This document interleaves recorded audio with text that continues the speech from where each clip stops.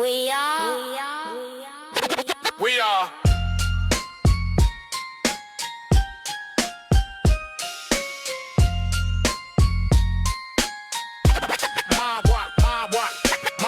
My fuck, just like being stuck between two rocks. One brick and two rocks. Mortars melting down, snot light hits the ground, stalactites, stalagmites, old mines and caves. Nothing more than old basements and hiding. Underground bricks, not spelunking. We ride on top, walking, climbing, not knowing what's under our feet. Destruction or redemption.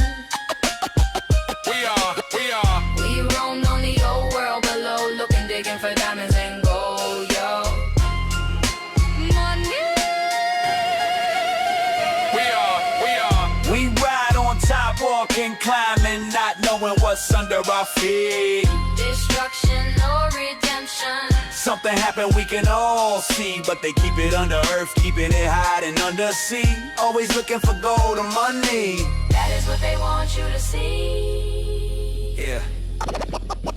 Right under, we walk all over the old world, buried in mud, building ash flood. Bricks ain't just clay, it's the earth, the dirt, the sand. They can be and become all kind of rocks, minerals, precious stones, even gold, man. Under pressure and heat, bricks doing tricks, metamorphing, transforming, composition changing, transitioning, becoming what you think geology is saying. Sand, rocks, lime, mortar, bricks all the same, only the name changes, dead or alive. All the things they try to hide, man. Academia filling you up with half-truths and lies, trying to make you think they have it all planned out, that all is already done, and this is how this shit works out. No need to go question yourself or to go look out. We got it all done for you and figured it out. Why did all them want you to see? We ride on top, walking, climbing, not knowing what's under our feet. Destruction or redemption. We roam on the old world below, looking, digging for diamonds and gold, yo, yo. Money. We ride on top, walking, climbing, not knowing what's under our feet. Destruction or redemption. Something happened we can all see, but they keep it under earth, keeping it hiding under sea. Always looking for gold or money. This is how they want you to be. Chillin'. We are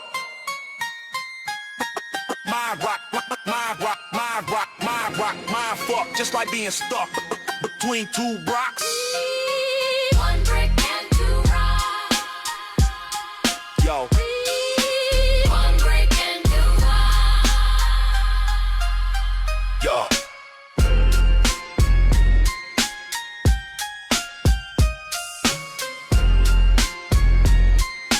That is what they want you to see.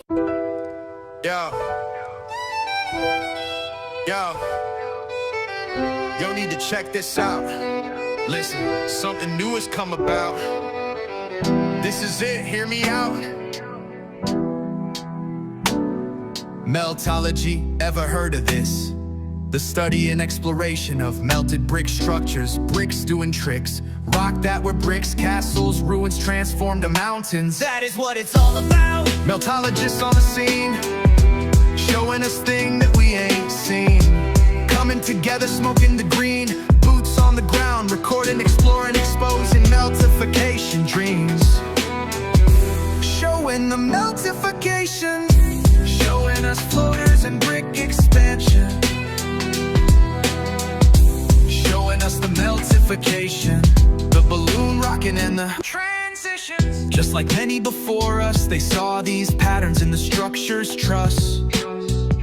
The buildings and the ruins, the same as in the patterns of life. The flower. The structures of time caught right in their lies. All of it just coincides, it was never meant to divide. Oh. This code, this node, the Fibonacci golden ratio. Just ask Curtis 47, he will tell you what he sees, yo. Showing you the bow tie in the seams, laser pointing, following the lines, breaking up the ties in the beams. The bricks, they do not lie, they speak only the truth they know, and they will show it all. If you know, you know.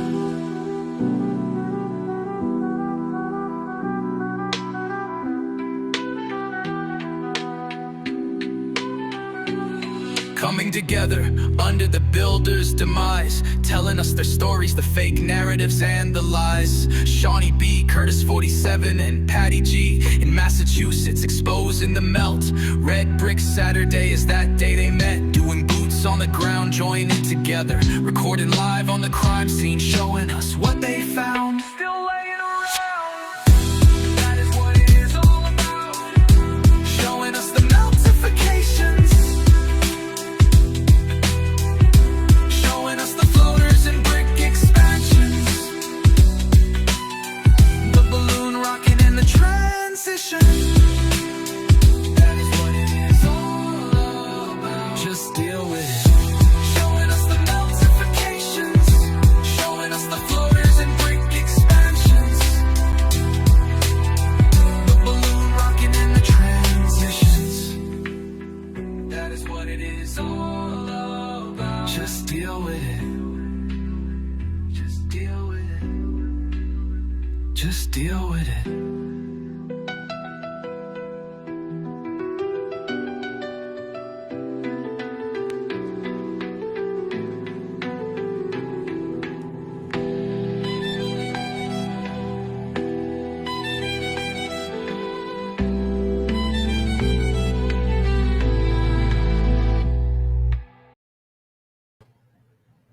What is up, everyone?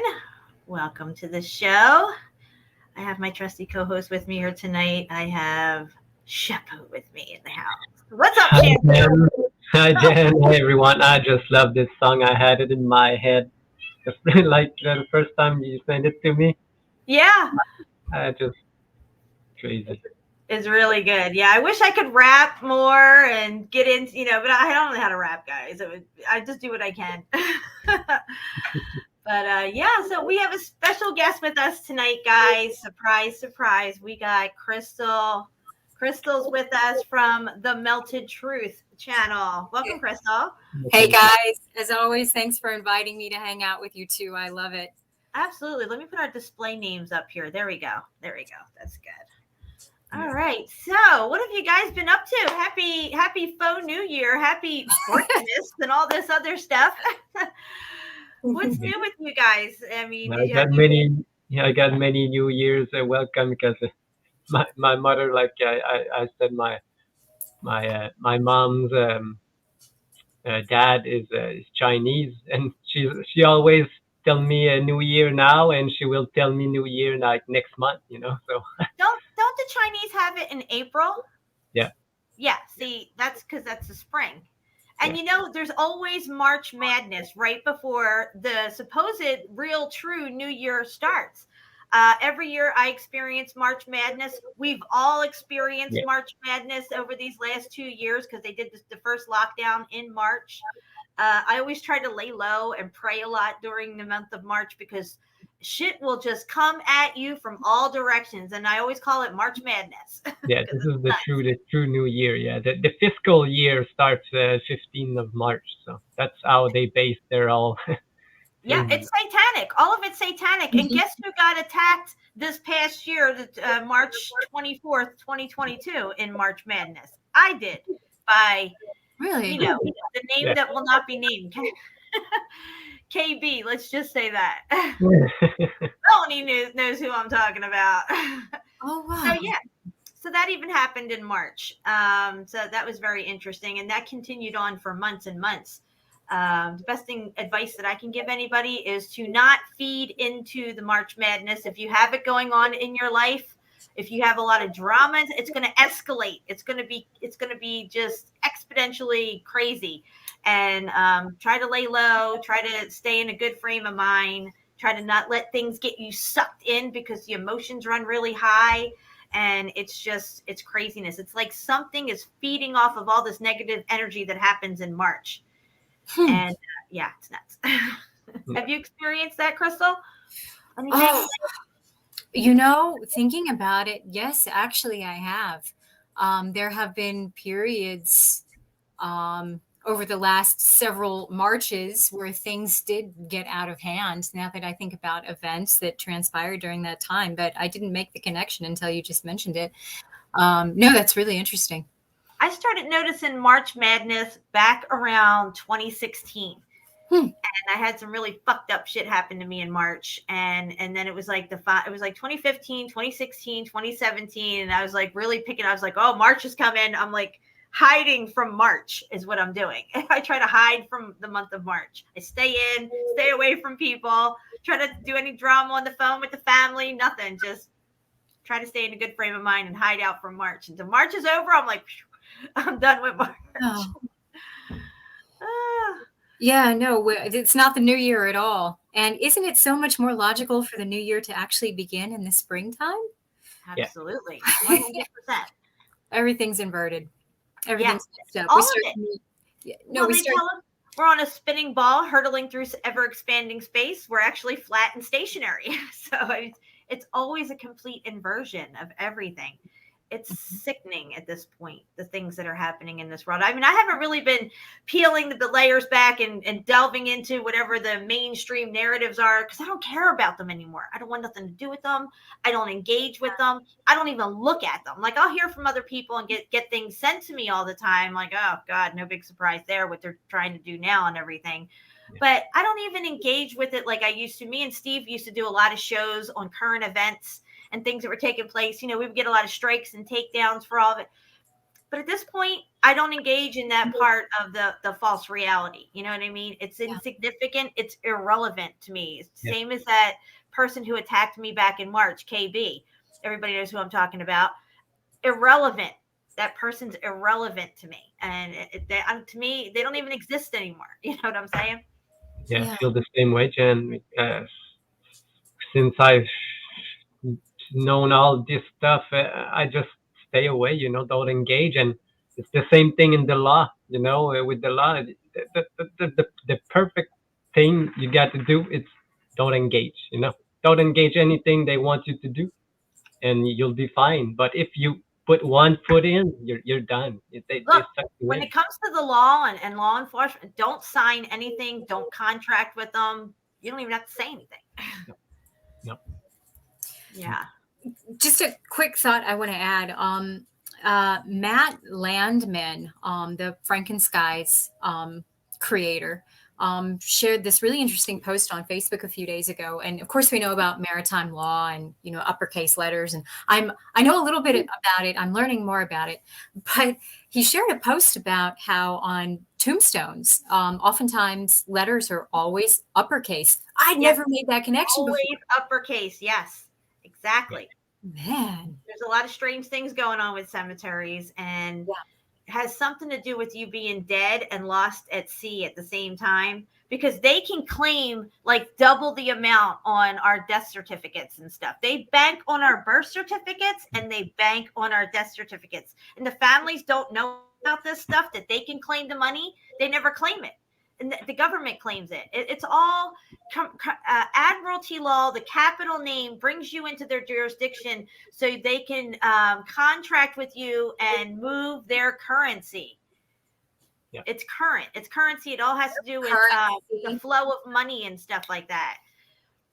Yeah, but the thing you don't need to you need to not engage in anything, because you've done since. The only thing that your parent didn't do for you is claim back your identity. Yes. Before you reach the age of 6. That's what you have to do. You have to, here in Canada, because we still are owned by the Queen. Before the age of 6, you need to write a letter to the supposed Queen there to ask for a revoking. And if you don't do that before the age of 6, it's done. You can't do anything about it until you put her in default. So if you got her in default, and then you win. But yeah, and this is just another little piece of knowledge that they don't teach anybody. They don't tell you that. You find out well after the age of 6. Oh, well, when you were 6, you should have did this. Sorry about that. Yeah. I wonder, so if you're lost at sea, I don't know how this works with maritime law, but, you know, everything's connected. You know, this spider web we're all in, and everything touches one another somehow. I try not to tangent too long here, but I made this post about McDonald's and, billions and billions served. Shapu, I think you saw my post, didn't you? Or okay, yeah, from this morning. Billions served, literally. Yeah. And someone commented, I think it was Michael Clayton, commented about what actually happens to the deceased. And I wonder if maritime law somehow ties into that. But anyway, that's a whole thing. It makes you think, though. There's some strange stuff, strange happenings with cemeteries. I don't know what's going on, but there's not enough people in the cemeteries. The cemeteries aren't growing. We're not adding in more cemeteries. I mean, in my area, I've lived here since 2008. There's no new cemeteries. The ones that we have aren't even filled up. It makes no sense. Even where are they all?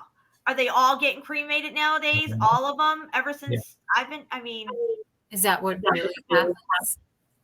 Yeah, they make more money because you have to rent the space to put in your urn if you don't want it at your home. You have to rent a space at the how do you call that?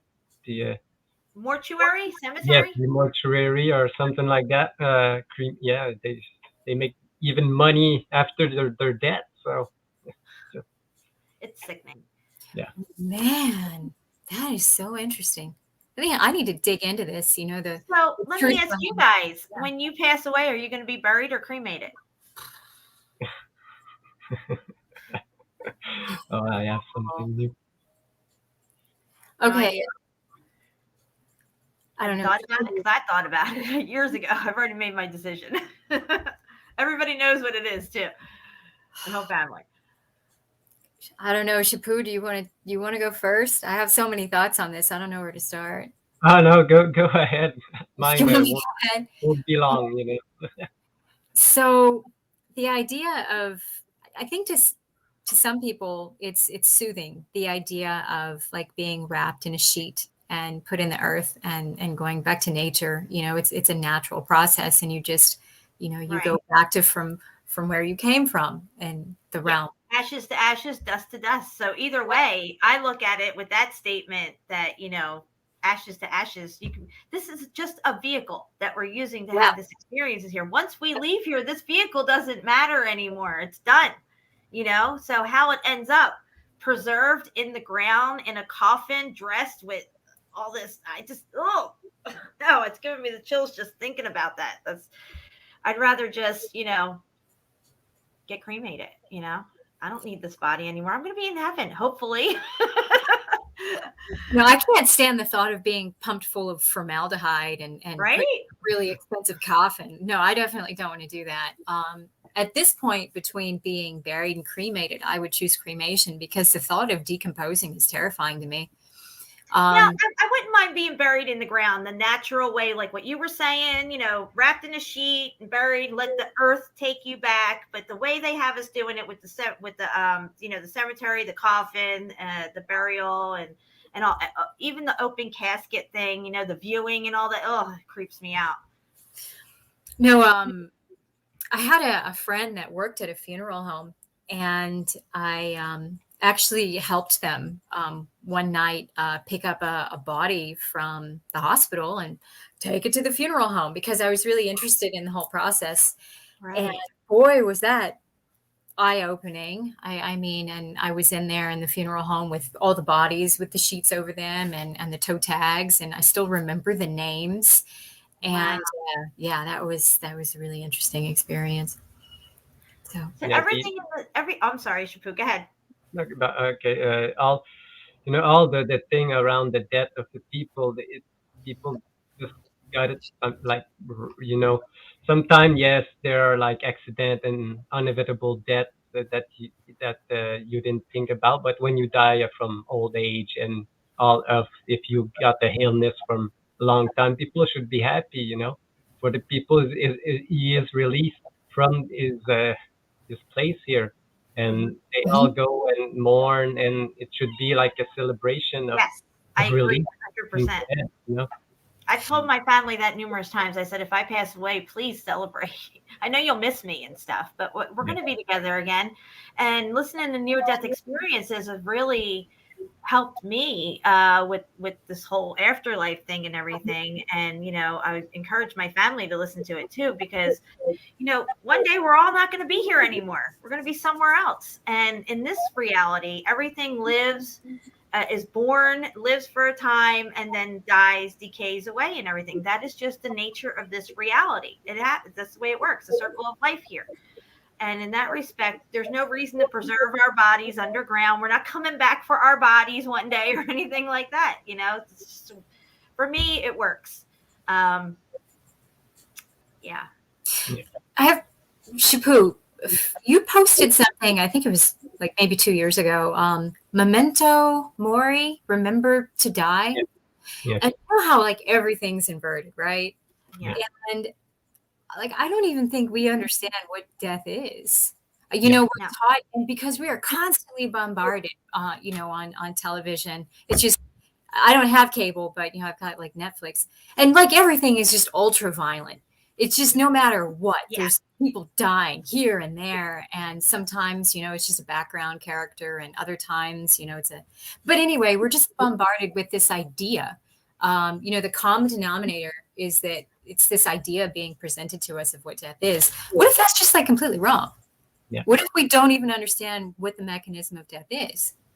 Just a thought. So. Well, Yeah, ahead, that's what I think, because when I saw this thing about that they did in the 1800s, and telling people, and it was kind of a propaganda. They told people to remember to die. So why would you need to remember to die if people are dying everywhere? You should know. But they had to propagate that information through the media and stuff. I found it really interesting. And that's really strange because of the Cabbage Patch Kids too. Like, you don't remember about dying or procreating. You know what I mean? That's very, very strange. Yeah, and of course we know that lifespans used to be much longer, and that our DNA has been tampered with time and time and time again, and now we have these super frustratingly short lifespans.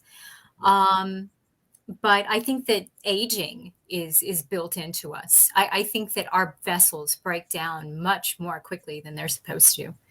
Because we think we age. I think it's all about the way we think.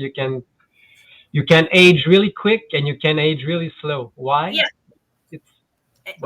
You're right, Shapu. It's how your mindset is also. And, it's drilled into us that we're going to get old. We're going to have all these ailments and we're going to need all these prescription pills. And the doctor's now going to be your best friend for the rest of your life. Mm-hmm. But when you listen to near-death experiences, the people who have died and come back, they say the transition is seamless. Like literally, you don't even know that you've left and gone, to the next world. Like the transition is not some traumatic thing. There's been people, dying on a table, crash cart, they're trying to revive them, and they leave their body and they go to heaven and they're there for a little bit and they don't even want to leave and come. They don't want to come back, but maybe they're told that it's not their time. They have to come back. But thanks, Melanie.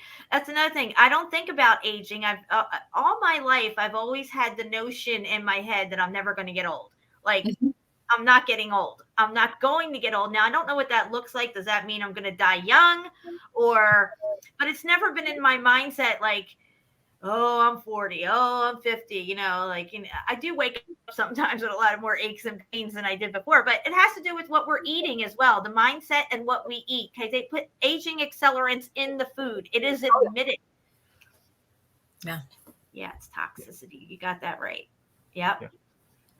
No, that's a good point. You'll see two people and they're both 50 and, one looks like they're 75. The other one looks like they're in their early 30s and, frame of mind has, but it's not the thought of dying that bothers me or leaving my body. I've had a lot of astral out of body experiences. And so I'm not afraid to leave my body. Right. What bothers me is the thought of my memories somehow, my experiences somehow being lost. Like that scene in Blade Runner where Roy is on the roof, tears and rain, that sort of thing. Right. It's just the thought of, all these moments I hold dear, that somehow that gets lost. Well, it doesn't. It definitely doesn't. I've listened to, and I suggest you start listening to near-death Okay. experiences. They're amazing. You retain your personality, all this, all your memories, all that stuff. So you don't lose it at all.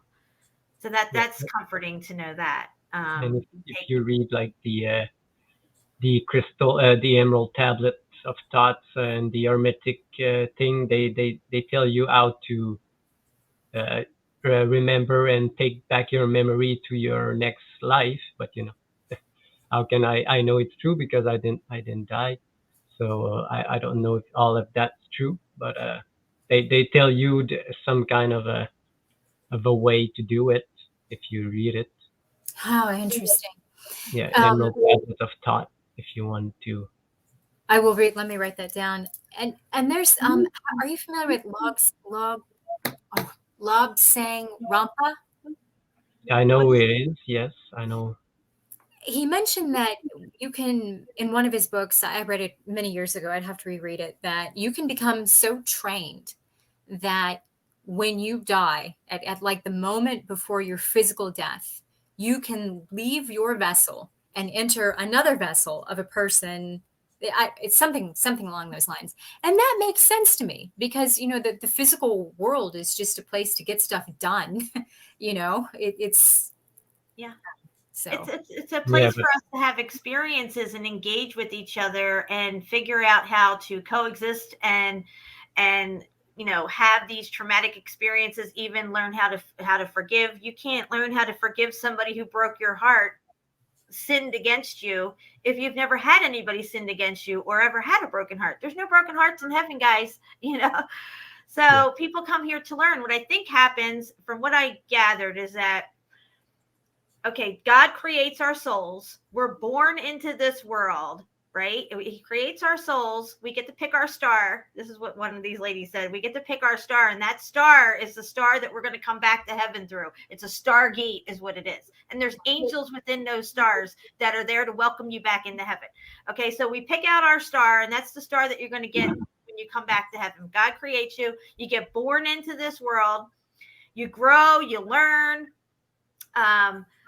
You get things figured out, you learn how to forgive and all this stuff like that. And then when we die, we get popped into this void area. It's like a black space, which is what they tell us is spaces. Like, space is black and it's a void, right? Like with planets and stuff, right? But whatever, this is what the people wind up when they leave their bodies. They pop into this inky blackness where they feel very safe, loved, and could even stay there forever. They're pretty content right there in this blackness. They're not scared of anything. It's not scary black.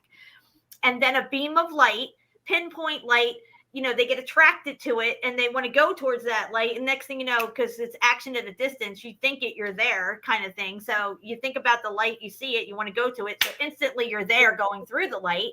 There's angels in the light, all welcoming you back to heaven and singing praises. Every blade of grass, every tree, everything's loving you and pouring over. And it's pretty fucking amazing. I can't wait to go. But anyway, I think that's what's happening, is that the souls have to come here it's like a grade school kind of thing. We have to learn how to play with each other in the schoolyard and get all this crap out of our system and stuff. Because then, when you go back to heaven, it's just that much more greater and amazing and beautiful. Yep. Like I said, I think it was on the last show. I think all the souls that exist, everywhere, not only here, are all the only soul that exists from the first time that this place was created. But back then there were a lot more people than we are today, and I think that's why they want to keep people back then, because if you want to come back, you gotta, like, a waiting list if you want to come back here, because there's not enough people to put souls in, and so Wow.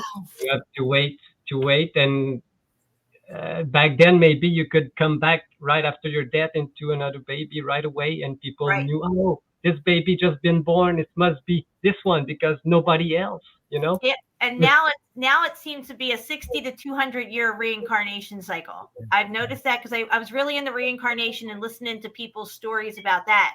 little kids that still remember how they died in World War I or World War II, have vivid memories of everything. They've even tracked down the family members and all the stuff, and it turns out to be a whole true story and stuff like that. But the expanded time between your death and when you come back seems to be between 60 and 200 year cycle of that type of thing.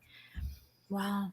Maybe it's because they got out of here too quick and they still had things to accomplish, so they have to come back before they can go into heaven. That may be a thing. Or maybe they need to go and get their souls repaired and realigned and untraumatized and then come back and try it again. You know, not everybody graduates first and second and third grade. There's kids that have to stay back, you know. That's the way I kind of look at it. Like, that's what this place is. It's a school of hard knocks. Everything's hard. You fall, it's hard. You hit your head on the wall, it's hard. It's hard knocks, you know? Yep.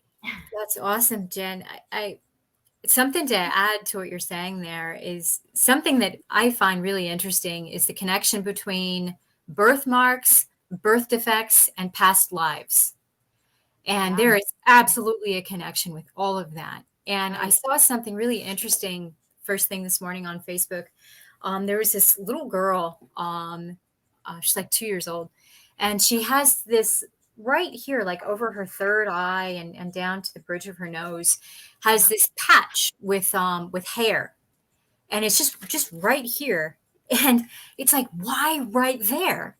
Right. And like, what happened in a previous life? And think about how having that, something so prominent, I mean, even if it's removed, it's going to affect her and her relationships with people throughout her entire life. I mean, think about that. Think about everything she's going to experience because in this lifetime, because of something that happened in a previous lifetime. Yeah. Because I suppose the lesson hasn't been learned yet. I don't know, but and there's so many stories of like a child, like with a big like birthmark on their chest, and like, well, yeah, you know, my name used to be whatever, and I was shot in the chest. And then it turns out that like 4 generations ago, they had a family member that was shot in the chest and died or something like that. It's just really interesting. Well, I definitely think once you come through the first cycle of being here, if you get back to heaven, you'll be like, you know, I think I want to go back. I think I can help out in this situation. I think I can contribute something here. I think, you know, God, you can use me to help whatever situation is going to unfold down there on earth. And if you can use me, I'll go birth back into earth and, you know, be your vessel in some way. I don't know. All I know is that whatever's happening here is nothing compared to what's happening on the other side. Everybody says they felt more alive, more of everything in this other place that they were, call it heaven or whatever they were. This is the dream, literally, or the nightmare that we seem to have created for ourselves here. But this one lady explained about having to get back into her body and how Jesus helped her spirit, her soul, get back into her body in her bed. She had a heart attack in her bed laying next to her husband. Her husband's sleeping. She could see her body, and she's like, how the hell am I going to get back into this body? I'm so huge and expansive, and you know, you feel amazing because you're free from this cage that you're living in, this meat suit. And Jesus helped tuck her back into her body. It was so cool. That's amazing. Yeah. But no, I mean, everything's inverted. You know, we're taught, you know, this is all there is, you know, if you go by evolution and all that hogwash. So, no. Yeah, maybe All that's right. why we can't remember our past life, because we wait so much time up there that we forgot about this life here. And when you come back, oh no, I can't remember because I spent too much time waiting to come back, and I don't remember what was there before, who I was, you know, because you're nobody really when you're not Jan, you're not Crystal when you die, you know, you're just you.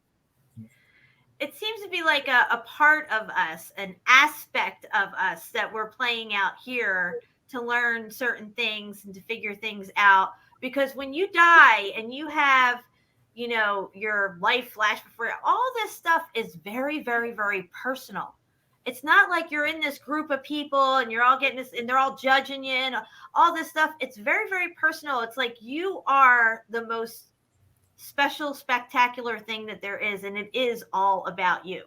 You know what I'm saying? And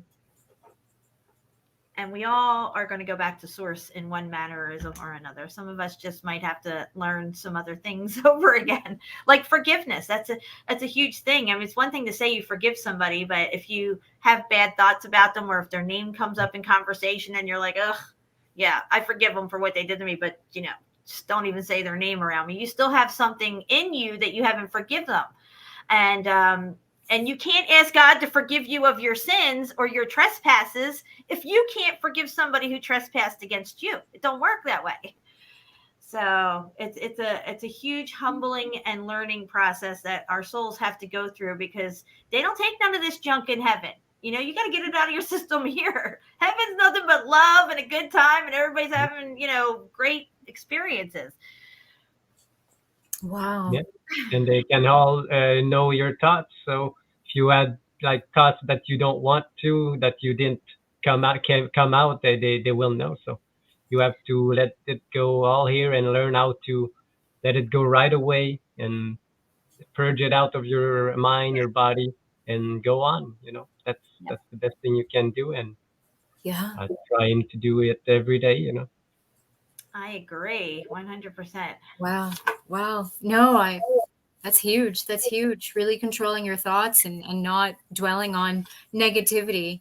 We can have these thoughts and, we kind of keep them secret, because people can't, for the most part, read our minds, but it's not healthy to Look have. at this.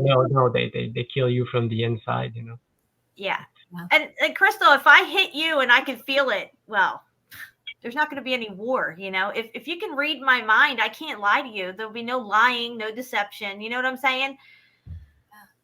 It's pretty crazy. So, we have to have the most authentic experience while we are here. This is why we come here with amnesia, or we don't remember where we come from. We don't remember the spirit realm and heaven and all this stuff, because we have to have the most authentic experience here.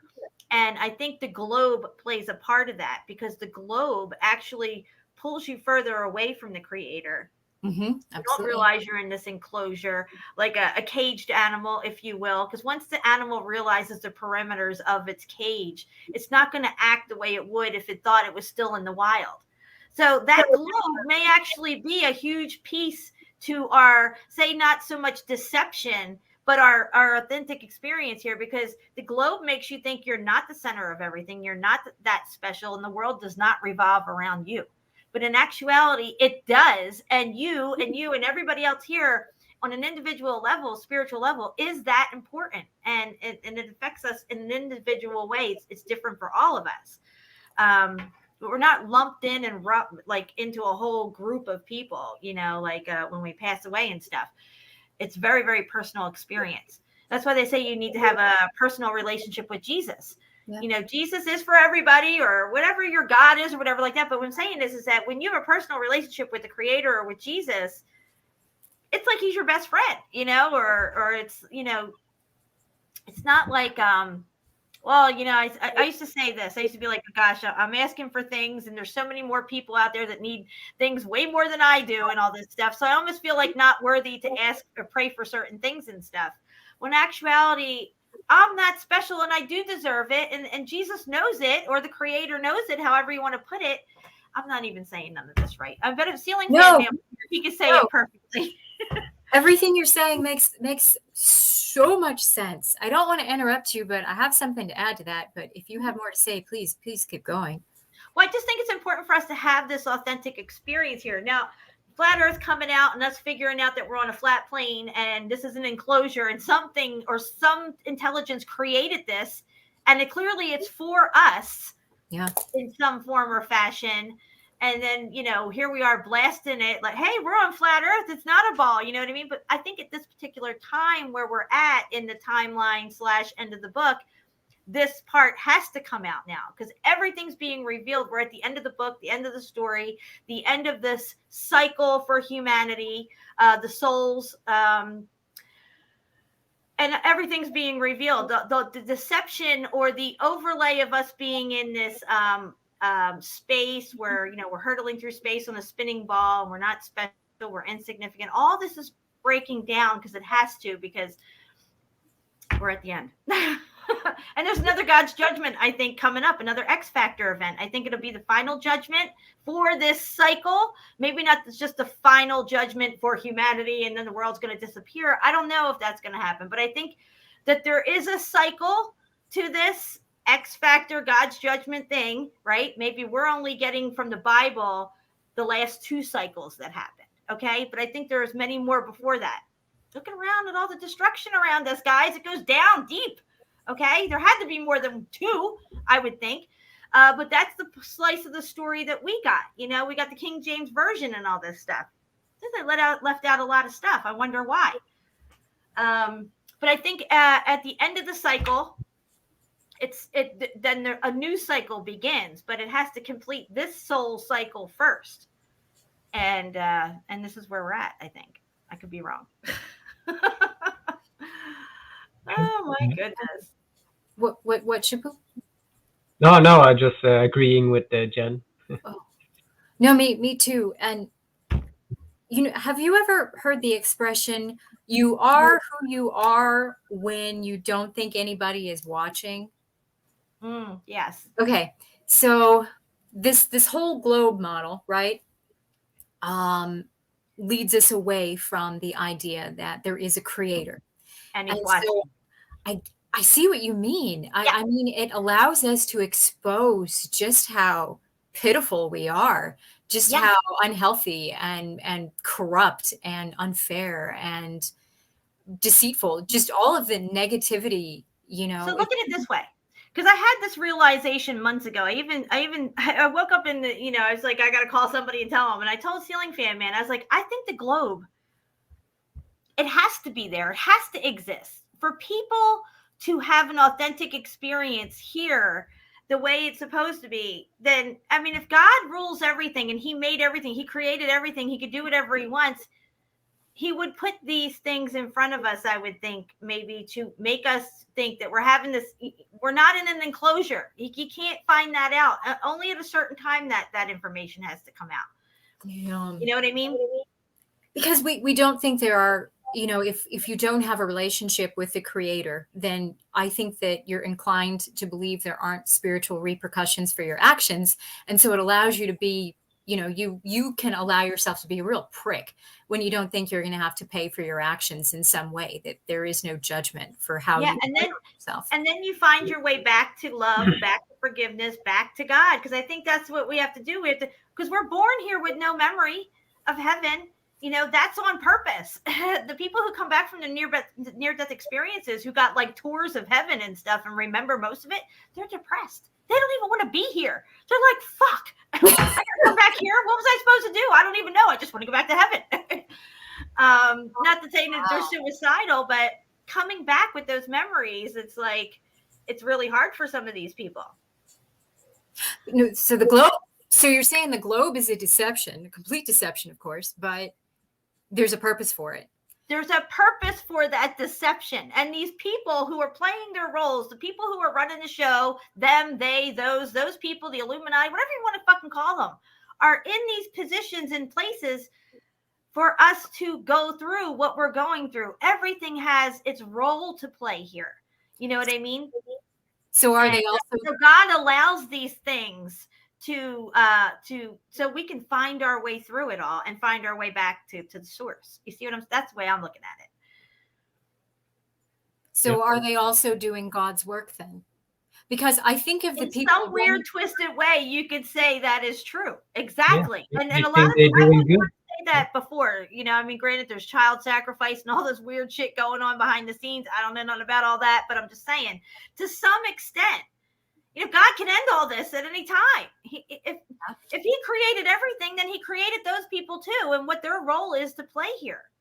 God sent a strong delusion because people did not love the truth, which means he's allowing these people to be deceived and under this delusion because they did not love the truth to begin with. I've always been a truther ever since the day I was born. I was always into conspiracy theories, always trying to figure out, you know, what the truth is of any situation that I'm in, trying to sift through the lies and all this stuff. And I've always never, I'm not okay, everybody tells little white lies here and stuff like that, but I'm not like this profane liar who, lies about the big important stuff. You know what I mean? And all this stuff. And I'm not saying lying's good across the board, and I'm not trying to make excuses for myself, but I was always seeking truth and trying to destroy the lies ever since I can remember. And the curiosity of trying to find that truth, like, well, what are the pyramids, and what do these people say, and what is this over here, and figuring out that they're lying to me, and I got to go search for the truth over here, because I'm always seeking the truth. If you're seeking the truth, you're seeking Jesus. Jesus is the truth, the way, and the life. The truth, Truth, truth. So, no, this is also interesting, Jen, because as all these deceptions are becoming unveiled to me, there's this rage that sometimes I feel inside myself, that I want to just, destroy the people that hijacked the realm and have put everybody under a spell. There's that part of me that wants to, I don't know, be some warrior, wielding an axe and just kill all of them. There's that part of me, because I'm so bothered by the deception. But the deception also serves a purpose. So it's interesting to try to find your place in all of this. Like, where do I fit? What's my role? Yeah. When you find your purpose, like for me doing live streams and having my channels and getting into all these different truths and exposing all the lies and working out how different things, have happened and the Meltology and everything, I really feel like I'm on my purpose. Like, yeah. I feel alive and exhilarated, and like I'm making some sort of a difference that makes me feel good. And even though I can't sleep very well at night anyway, it soothes my soul to know. And I always ask God to guide me. Like, look, if there's something that I need to be talking about, like we just got guided to talk about this. I wasn't planning on talking about this, but clearly, and there has been people who come back from their near-death experiences who were told specifically, tell people that this is real. Tell people that heaven is real. They were even shown hell and told, tell people this is real. If you don't get shit sorted out, if you don't learn forgiveness and all this stuff like that, you're only going to reap more of what you sown here. Hell is very personal. It's not just this one big place where everybody goes. You can create your own personal hell, pretty much.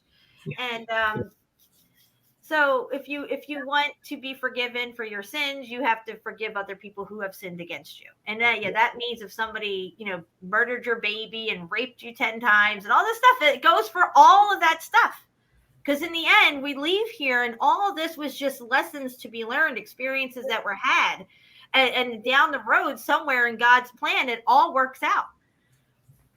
Well, another lady was shown that because her husband cheated on her, the family got broke up, and she said to God, like, why would you do that? Why would you have my kids grow up without a father? And he showed her sons in the future and how they broke that cycle of, dad cheating on mom and breaking up the marriage, where they had better families and taught their children better. You know what I mean? So the kids actually learned from that experience, even though she was hurt and traumatized and had to raise these 2 kids on her own. Why would God do this to me? You know what I mean? But we don't fully understand the plan that's laid before us. It's generational usually.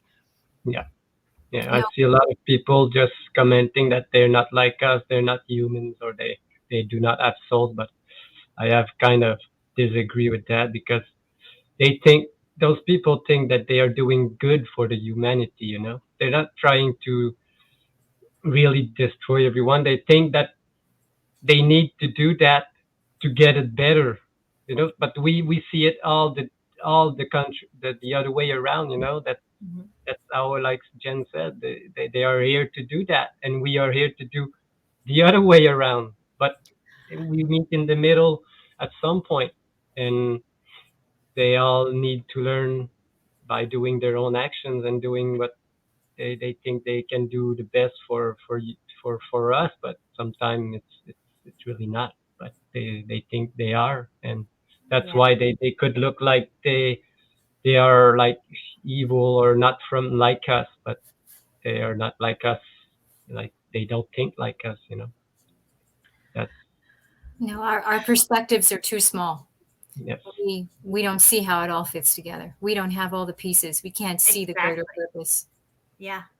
And that's on purpose for a reason, because if you love the truth, you're going to fall into this path of truth, and all will be revealed to you. If you're seeking the truth, it will come to you, and you will figure out that the earth is flat and you've been lied to, and all this stuff. But if you're a lover of lies, if you what is it called, if you revel in the wickedness and all this stuff, think of the TikTok nurses, if they were even really nurses, dancing around during this lie that we were living for 2 years, because Jesus killed the man of lawlessness with the breath of his mouth, and they had everybody covering their mouths. People did not love the truth, and if they got an evil entity attached to them at any time during that time, they deserved it, because they did not love the truth. I'm still not sick, guys. It's been 3 years, still not sick.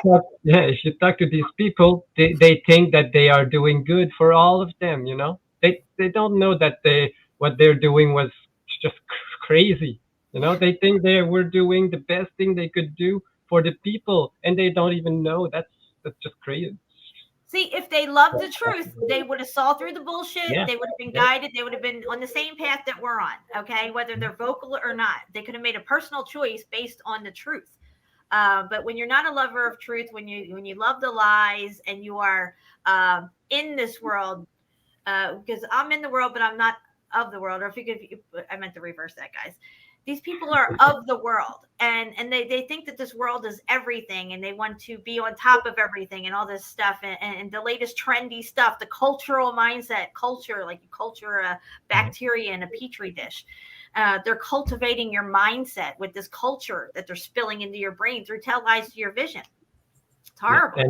And like you said, the globe and space, all of this is feeding that shit, because they think that if this planet it's done for, we can just move to another one. What are you talking about? Right. They really think that in their minds. It's like Elon Musk and all that stuff. Yeah, he doesn't know better. It's the dumbest people I've heard talk, and some of my friends, Elon, he's the dumbest guy ever. Did you ever listen to the guy talk? He can't place two fucking sentences. He cannot. I don't know. He cannot invent anything. No, he's just a puppet. That's all he is. He's not. I love the way they play it too. Like he's, this shy, timid, mad scientist. That you can really relate to him because Yeah, because he smokes weed with Joe Rogan.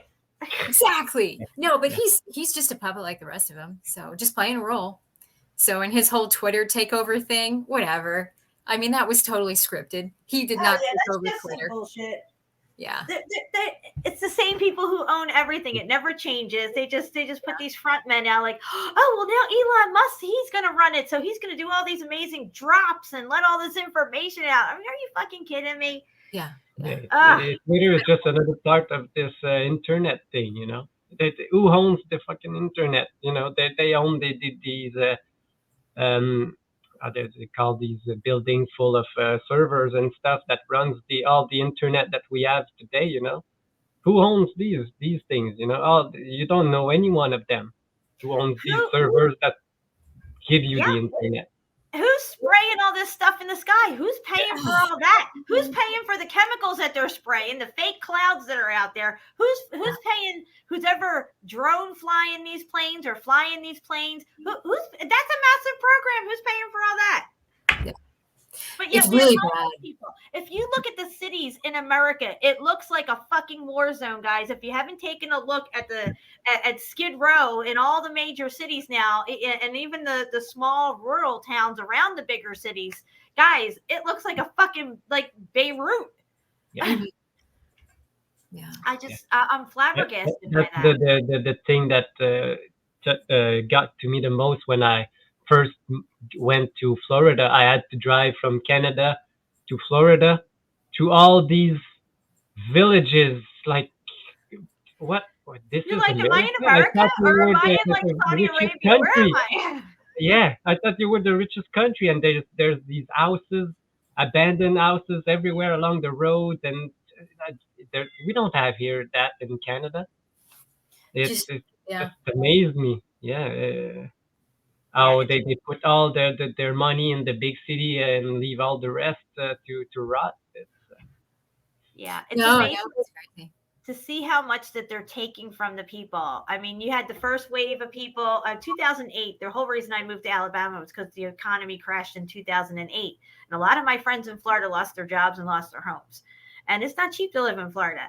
And then they did all these quantitative easings and stuff like that. And people got into more debt and lost more property and jobs and housing and all this stuff like that. And there's only so many people that can live in a house before you can't bring anybody else in. You only have so many bedrooms, and then people start having to sleep on the street. Now we have a bunch of empty houses and empty buildings and a bunch of people on the street. It makes no fucking sense at all. But in Lucifer's world, it makes perfect sense. Because in Lucifer's world, no lives matter, guys. No lives. Just a thought. Of course, we know that in heaven there is infinite peace and love. All right. Here, it's just a nightmare. It's a never-ending nightmare. Every day getting a little bit worse. But I just had this thought. Is that just the nature of the physical realm? Is that, I mean, at times it could be better or worse, but is the thing that makes this school of hard knocks and school of life work, this ebb and flow of good and evil in this realm? I mean, because people talk about this idea of, world peace, but can peace even be achieved in this realm is my question. Because if it could, would this realm exist? I don't know if I'm making any sense. It wouldn't. We would have heaven on earth at that point. This reality is a duality that we're in. And heaven and paradise, they're two different things, For me, I can make paradise my home. It can be my paradise. I can go to the park. It would be my paradise, but it's not heaven. It's right. It's what you make it. You can make your life, like Jen said earlier, a living hell if you want. I could make my life hell tomorrow if I want. I just go to, I don't know, beat someone anywhere, or just, that's the only thing you can do. You can choose what you want here, what you want for yourself here. That's the only thing. If you're not a lover of truth while you're here and you're ignorant to all these truths, you're going to eat the poison. You're going to get the cancer. You're going to drink the tap water that has fluoride in it that's going to go in your bones and rot your bones away and stuff like this. You're going to have all these issues. We were just talking about old age earlier. One of my secrets, which it's not a secret, I've been very vocal about it over the years, I haven't talked about it recently, is I drink distilled water. Me too. That's all. Distilled water. The doctors will tell you stay away from distilled water. It will kill you. I've been drinking it for over 15 years. I'm 52, about to be 53 years old. I don't have weight issues. I do have some aches and pains. I do have stress in my head sometimes that if I don't get and work it out, it goes down through my body and I feel very achy. But I'm not sick. I don't have any infections. I don't have, as a matter of fact, let's just talk about infections for a second, okay? If you have a fever, that means you have an infection. If you have an infection and you have a fever, you need to let that fever run. Stop taking Tylenol. I mean, I'm not a medical advisor here, but I'm just saying if you take fever suppressants, you're suppressing your body and your immune system from getting rid of that bacteria, that infection, because it's a bacterial infection, and it can only live in certain temperatures. This is why your body temperature shoots up, because it kills it. Yes. So I'm just saying, on that note, if everybody would just leave their immune systems do what they're supposed to do instead of hijack. Yeah, I just found a good book. My cousin, I bought a present for Christmas. He's a big fan of Pearl Jam, and there's an album called Vitology, and this album is based on a real medical book from the 1800s called Vitology, the same thing. And I bought the book for my cousin, and before I gave it to him, I started looking into it. And there's a part about distilled water, Jen, and it says exactly what you said in the book, that that's the only thing you need to know. If you got some parasite or anything in your body, like too much heavy metals, or minerals that you're not supposed to drink distilled water, and the water will just absorb it. And that's right. It'll pull it right out of your system. So if, like my mother, she had gotten some water from Walmart and she was reading it, and it had like magnesium citrates in it, And I'm like, Mom, it's supposed to just be water, H2O, and you're getting all this crap that's going to land all over in your body, and it's going to stay calcify and accumulate and all this stuff. When you drink distilled water, it filters out your kidneys. I mean, your pee's not dark and yellow. If you're drinking a lot of sodas and all this stuff, you got to get off of that stuff, guys. I mean, granted, you might be like, oh, well, Jen, what are you talking about? You sit here and smoke cigarettes.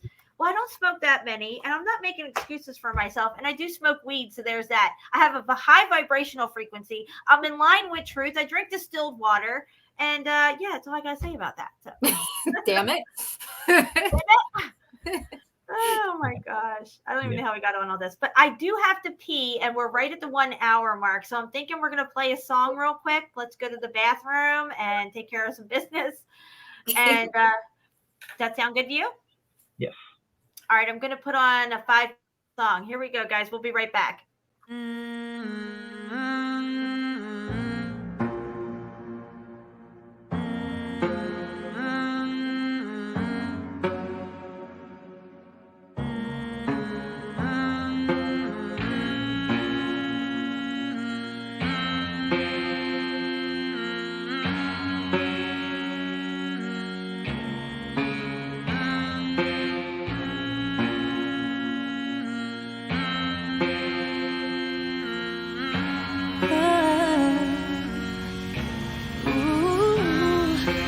I just wanna live and dream, but nothing is as what it seems. And baby, it's making me crazy.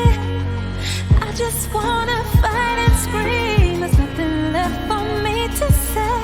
Fear shot to defeat the day. I know that I can control it, so it doesn't have to be this way. I'm really sick of living, stuck and trapped in the system. You're just a brick in the wall, and I got my back up against it. I represent the resistance, they want me back up in prison. But I'm the master of my path, and I won't slack on my mission. You're lacking the vision, so I'm just gonna cut to the chase. They hide the truth in plain view, right in front of your face. I used to think the world was normal, but that wasn't the case. We're just some goyim on a hamster wheel, running in place. Turn up the bass, I grab the microphone, and all I do is rock it. This little light of mine, I let it shine, and you can't stop it. But there's nothing these corporations just won't do for profit. This fake ass world that we live in is sick, it's truly toxic. If you don't see it that way, okay, then keep talking. Don't bump into that wall while you're sleepwalking. The alarm is going off, I hear it beep often. I'm at the double doors of truth, I'm gonna keep knocking. I just want to live and dream, but nothing is as what it seems. And baby, it's making me crazy. I just want to fight and scream. There's nothing left for me to say. Fear shot to defeat the day. I know that I can control it, so it doesn't have to be this way.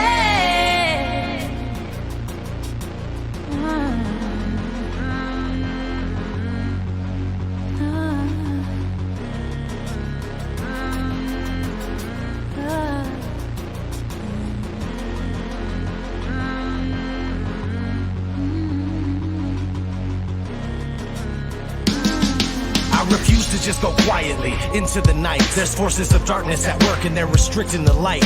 I'm so fed up with the lies, they tell us this isn't right. It's ODD TV, you best believe I'll get up and fight. This is my plight, I'll never let you cowards get the best of me. Took the red pill, now it's time to fulfill my destiny. Living like I'm Neo, dipping from my P.O. Tripping on me cause I am the one and he's a zero. Hot like a jalapeno, bringing heat that you just can't avoid. I call out bullshit and lies, they call me paranoid. People are just foolish, full of hate, they get angry. Point out the truth about reality, they label you crazy. Just a glitch in the system, you're a critical thinker. And no, they don't want that. Fuck them, give them the finger. I do it every single day with each and everything I say. I'm not living like a victim, it doesn't have to be this way. I just wanna live and dream, but nothing is as what it seems. And baby, it's making me crazy.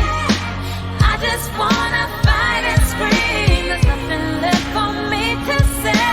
Here's shot to defeat the day. I know that I can control it, so it doesn't have to be this way. It doesn't have to be.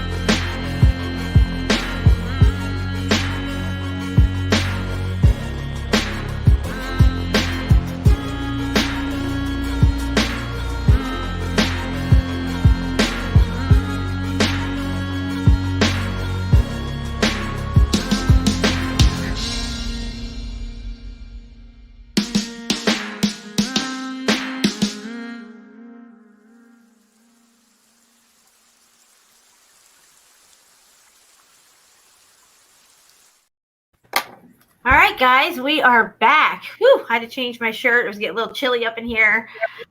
And this has been an exciting conversation so far.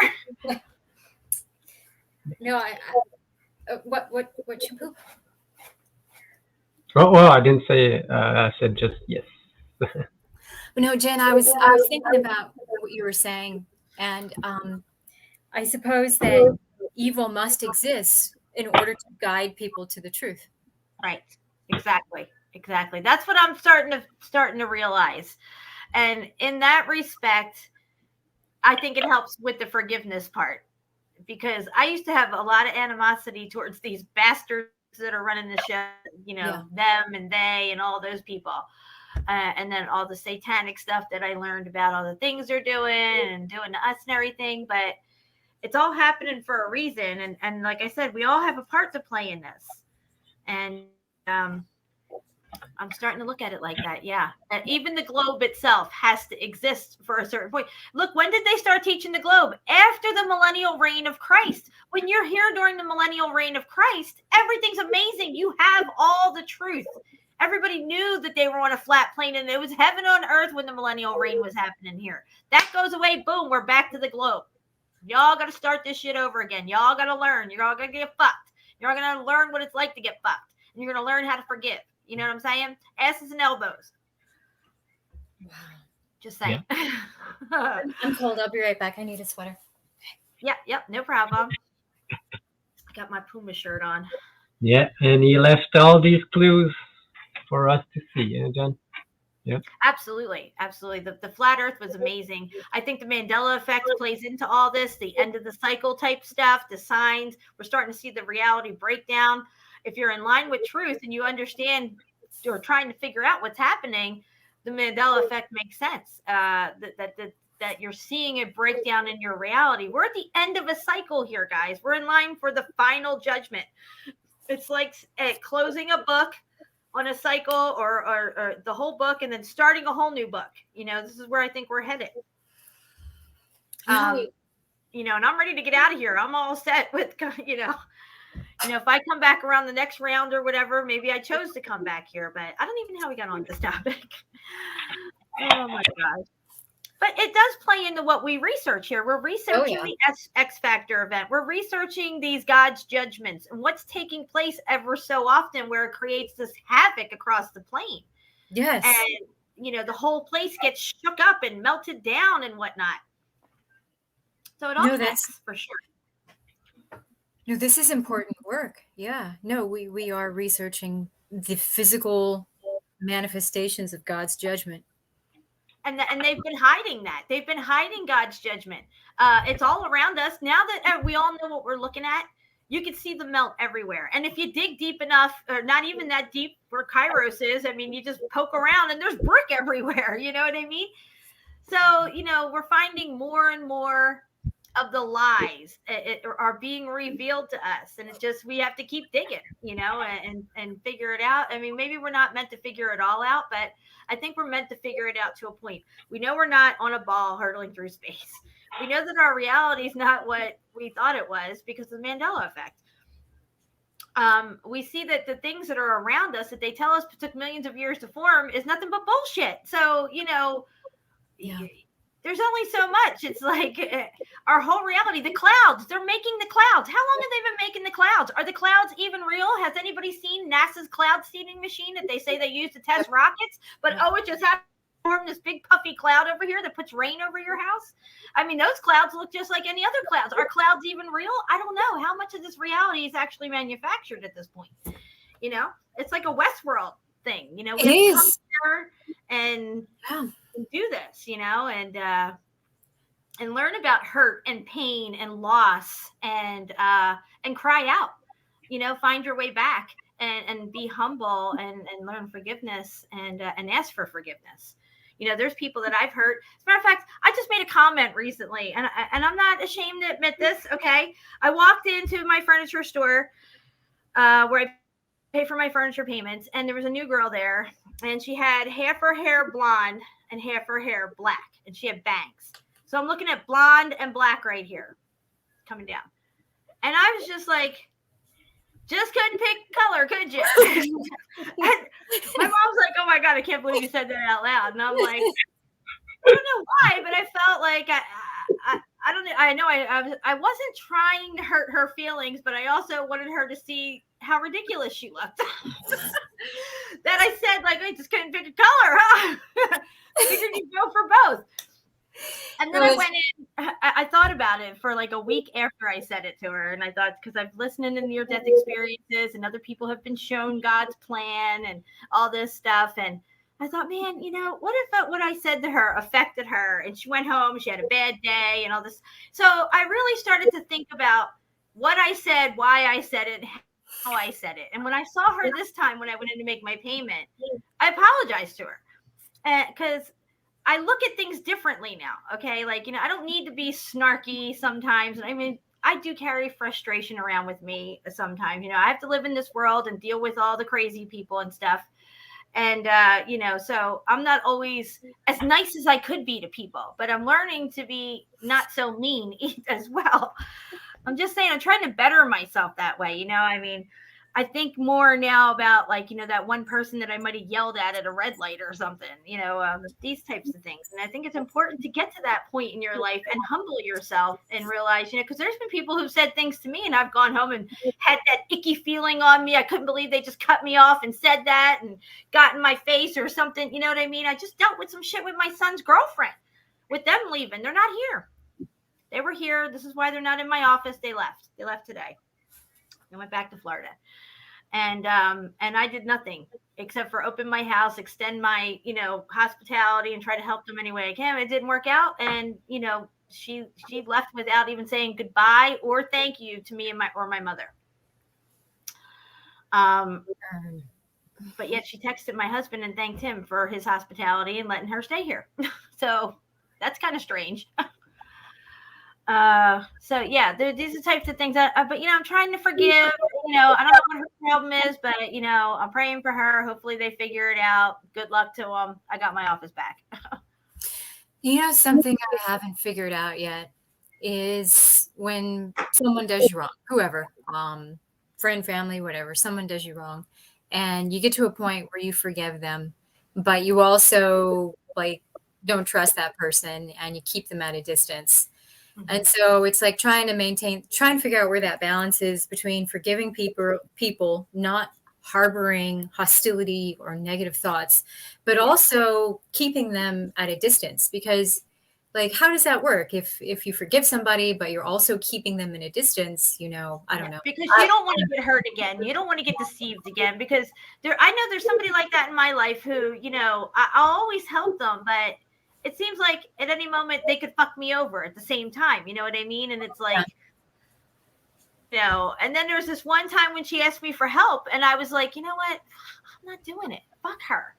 And then that one little time that I didn't help her, it's like she forgot about all the other times that I've helped her. And she's like, you know, giving me the cold shoulder and stuff. But I always drop what I'm doing, help this girl out. You know, I can't tell you all the stuff that I've done. And, it's just, there's something to that for sure, Crystal. No, I haven't figured that part of it out yet. Maybe I never will, but I mean, there's a fail-safe mechanism within us to self-preserve ourselves. God doesn't want us to, you know, always be a welcome mat, I don't think. But, you know, you can forgive, but not forget how they hurt you, deceived you. Don't let it happen again. Don't be a fool. You know, you're not a fool. But at the same time, you still want to be, you know, God, if they got hit by a car, you'd call an ambulance. You know what I mean? Yeah, it's the hardest thing to do to forgive someone that has hurt you really, really deep, you know. But you need to, because it's gonna destroy you from the inside. You're gonna go crazy because you always gonna think about that, and it will roll in your head and roll in your head. I know I've experienced it myself because in a past life, I could say, I got attacked in my home, you know, by someone I know.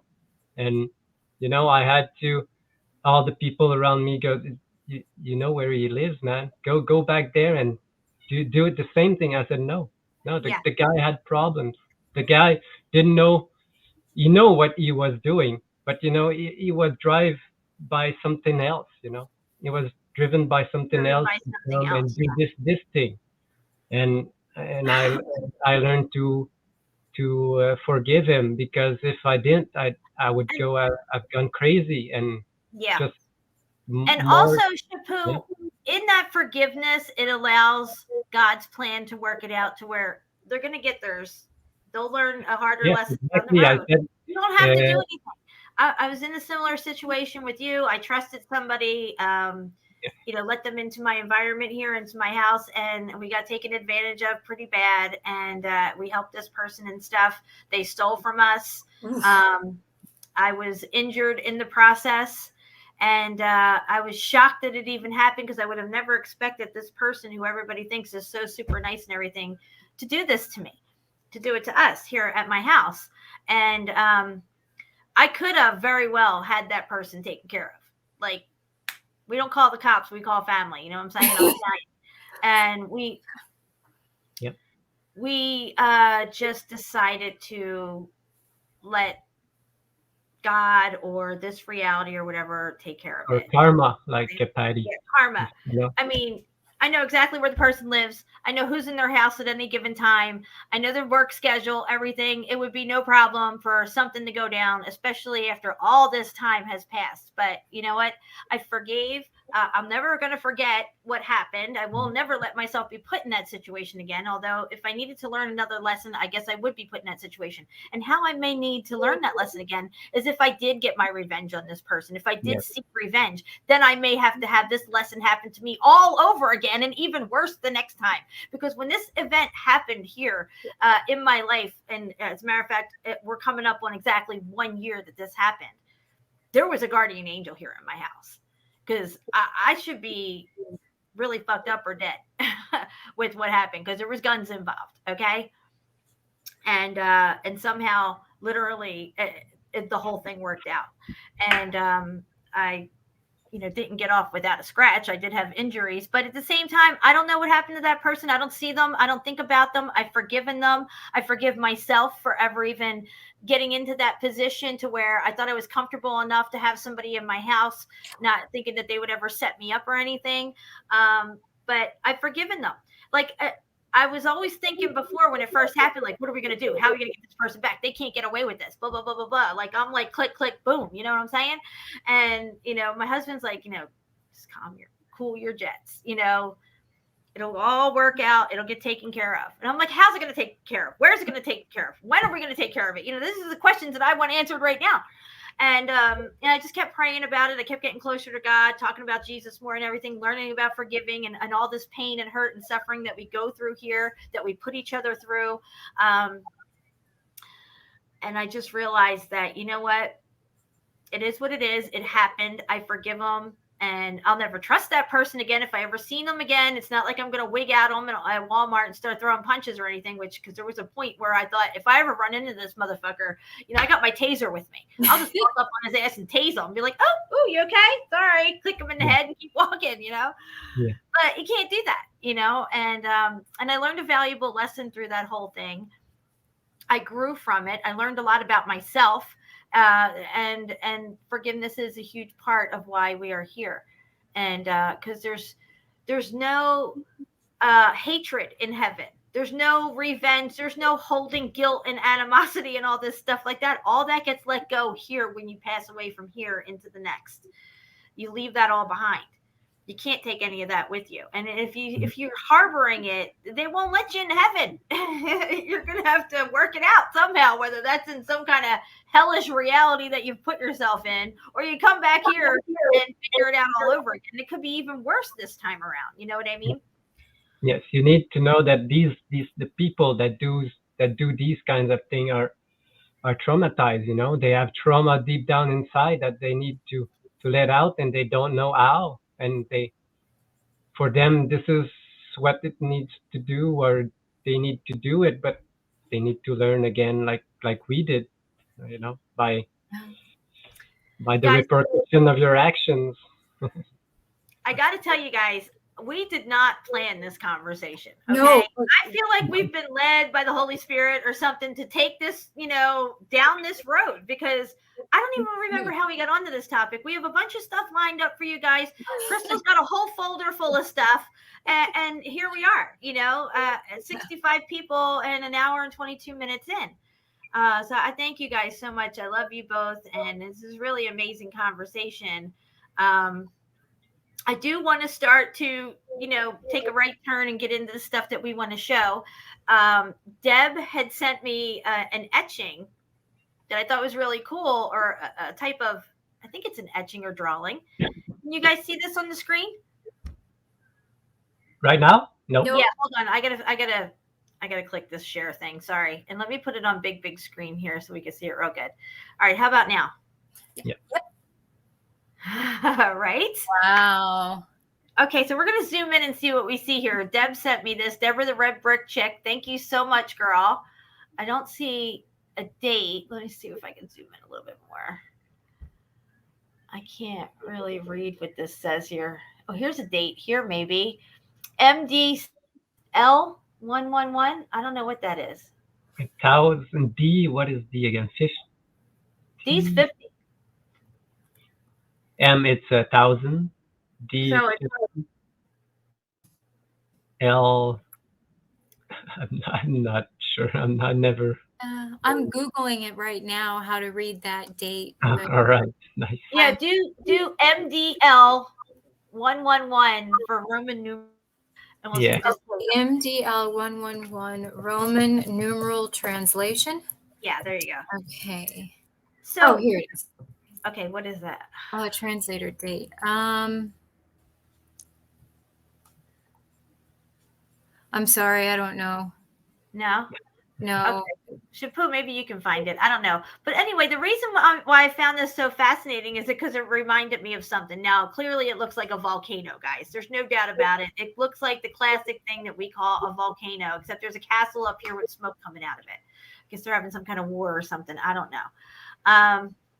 Again, here on this side, you see the very top of this building here sticking out with this. This very much reminded me of this right here. Look at that. Oh, and Yemen. Right? Okay. D is 500. L is 50. So it's 1,000. What's the number again? What's it? M. 1050? Here, I'll zoom back in again. MDL 1111. 553. So it's 1,554 or 3. Depends on. Interesting. Wow. What was the year again, Shapu? So it's like The 1050? 1500s in the 1553, I guess. 1553. Okay. This could be the end of the millennial reign right here. I don't know. How interesting. Down here. Sorry, I'm eating something real quick. Bunch of names I can't pronounce. Okay. All right, but yeah, doesn't it look like this thing right here? I mean, if you look at the rim around here up top on this side of the picture, you can see the clear rim around it. It looks just like that. Yeah, it does. Except you're missing the whole castle part on top. Even the way this thing slings out at the base right here. Look at this. See how it comes out like that? Yeah, I do. Anyway, thanks, Deb, for that picture. I really like it. I thought it was very compelling. And here's the map behind me that Shapu gave me. I had it framed, and we put the date on top there. It's 15. So cool. All right, so I'm going to get out of Oh, there. I thought you had circled something. The picture you sent me. I didn't see that it was a reflection from another another picture. Oh. There. I thought you had the like. You thought something was in here? Yeah.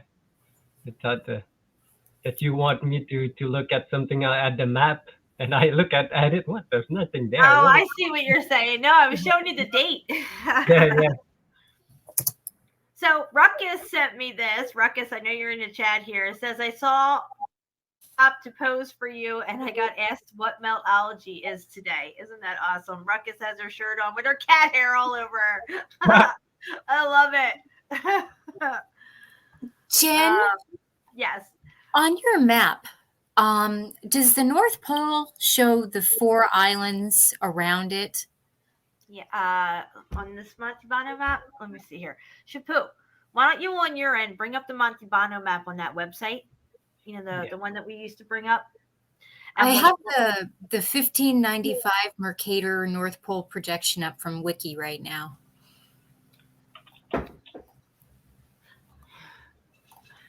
Okay, yeah, that one definitely shows the 4 continents, but I don't know if this one shows one solid continent or the 4 river systems. That's bacon sandwich. I know it's getting cold. Yeah. Hey, Chainsaw, what's up? All right, you ready, Shapu? How's it going? Yeah. All right, sweet. We got 60 people here. What do you want to say, honey? Talk about this moment of glory. Oh, yeah. My husband has something to say, guys. Go ahead. Hey, Shapu. Yes. All Hi, right. John. The meaning behind, hello there. The meaning behind memento mori is that remember you will die. Yeah. So that means basically you're not taking anything with you. Oh, that's what they mean by doing. Yes, that's the correct meaning. No matter what you have in this life, you're going to leave it behind. Oh, okay. Thanks, honey. Okay. Thanks, John. All right, so what do we got here? Does it does show the river systems, I think. Yeah, look at that. That's really interesting. You know, it's the same like the Windows, you know, the Windows logo with the red and the yellow and the blue and the green windows. Oh, okay. Yeah. I think it represents the 4 islands, that 4 North Pole islands. You know the logo I'm talking about? Yes, I do. That's a good catch there. Yeah. The symbology. So this may be the camp of the saints. If the saints are still here after the millennial reign, that they may be in this area here where we're not allowed to go. Which is probably all melted buildings up there too. Yeah, you can see it right here. The map. All right, so excuse me. Shapu, you and I have been sending stuff back and forth to each other. Do you want to get into some of the stuff that you sent me, and then we'll round out the show on the other on the back side of things with Crystal and her folder. Sounds super cool. It does. It does. Thanks for Okay, dropping that, by the way. I'll just get my stuff ready because I'm going to say hi to the chat real quick. Yes. Let me say hi here. I got to scroll up a ways. We got Natalie in the house, which is Ruckus. What's up, Ruckus? Brenda Mitchell's here. Johnny Cool's in the house. Patty G's here. Melanie's here with the glue. Melanie's got the best glue, guys. Juan Torres is in the house. Cody's in the house. That's a new name for me, this Cody person. Welcome. Aurora's here. Go ahead. I saw Patty a while ago. Yep. Yeah, I just said hi to Patty. Here she is. Oh, Patty G's in the house. Curtis 47. That's a new name. Welcome. Welcome. Chainsaw's in the house. Messa Melt's here. Aurora's here. Deverock is here. I hope I said that right. Deverock. I think so. Yeah, Deborah the Red Brick Chick is in the house. What's up, Deb? And she's sniffing glue in the back. Malcolm Sheen is here. 1554. What are you saying? 1554. oh, it's just the date of the Roman numeral. Oh, it's 1554. We figured it out. All right, great. Thank you. Look at this fucking joint my husband rolled. It's huge. That's how we do. It's a Bob Marley joint. So I drink distilled water and I smoke weed, guys. That's my secret. Okay, Free of we're gonna charge. start with. I just saw this week. They started excavating a new. No, it's not yet. It's on screen now. Uh-huh. A new site in which place in Turkish Italy, and again it's a Wow. mountain, but they found out that it's a building again. Dude, it's a fucking building. See? Boom, baby. Hold on. Yeah. Where's my stuff at? I gotta get this up. Yeah. Gotta get this up. Motherfucker.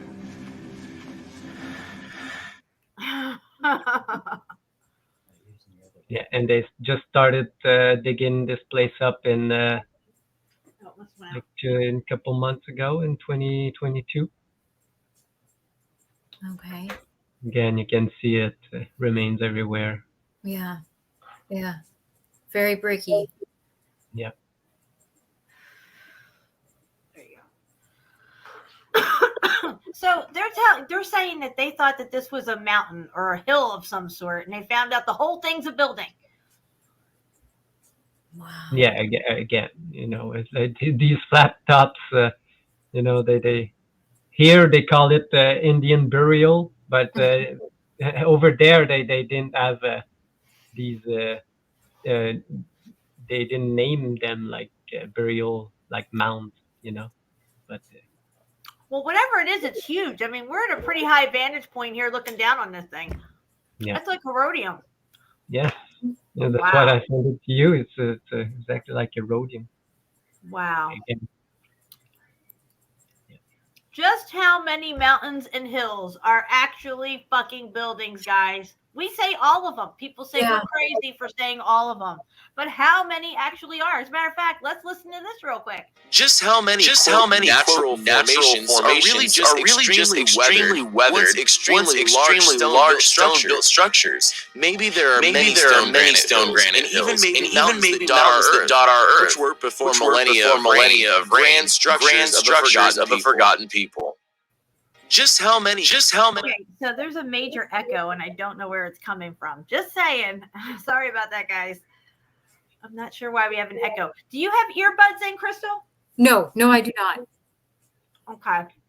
Let me mute you for a second and see why we have a Okay. echo. I'm going to try this again.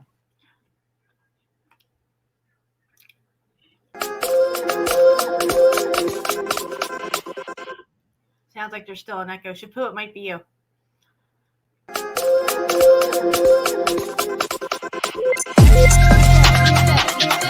Why is there still an echo? I don't understand. Do you hear the echo? I You do. guys? Yeah, I still hear it. That's weird because I don't have anything different than what I usually do here. So I don't no, know. I never heard any echo. Really? I could hear it. Put a 1 in the chat if you heard an echo. Put a 2 in the Yeah, I chat. Yeah, they're There's a saying lot echo. of- I see it. I see it. Echo. That's very strange. I don't usually have echoes at all. Is Huh. it still on? Yeah. Oh, here, light it up again. All right. So I'm sorry, Shapu. You can pull your screen back up. But No, I like I'm saying is that there's so many hills and mountains out there that we don't know what they are. Mhm. You know, if most of them are melted, what are the rest of them? You know what I'm saying? Mhm. Is the whole earth flat or is just part of it flat? Have you walked the whole earth to see if it's flat? I don't know. From my vantage point, if some of it's flat, all of it's fucking flat. Okay? Yeah. Sorry, I'm just saying. No, I would love to get a LiDAR from drone setup because it's just nothing but ruins everywhere around me. Yeah. So, and I remember this place. I don't know if anybody knows about this place. It's called, Where are we at? Is it a mine? yes. It looks like It's, a multi-level building. Yeah, Mhm. it's called the Rosendale Mine. And it's supposed to be the mine that all the Capitol building in the US, they took their cement from. Really? Yeah. It's the Rosendale cement. If you Where- go in, go ahead. Well, where is this mine, or not mine, but where is it located? I think it's in New York, Okay. but not New York, the New York State. Okay. And if you look at this mine, it's sideways. You know, who would digs a mine sideways like that? Yeah, because it's a slumped over melted building. That's what it is. Yeah, Wow. I'll just play it. What? Oh my gosh. Yeah. Damn. Guys, in that cave I go to here, Pepper Sauce Cave, it's like that inside. It's like all slanted like that. Oh, really nice. Mhm. Yeah, you showed no, we didn't see the footage from the Pepper Sauce Cave. You didn't No, show it. No. No. No, we'll have to show that. Yeah. Yeah. Motherfucker.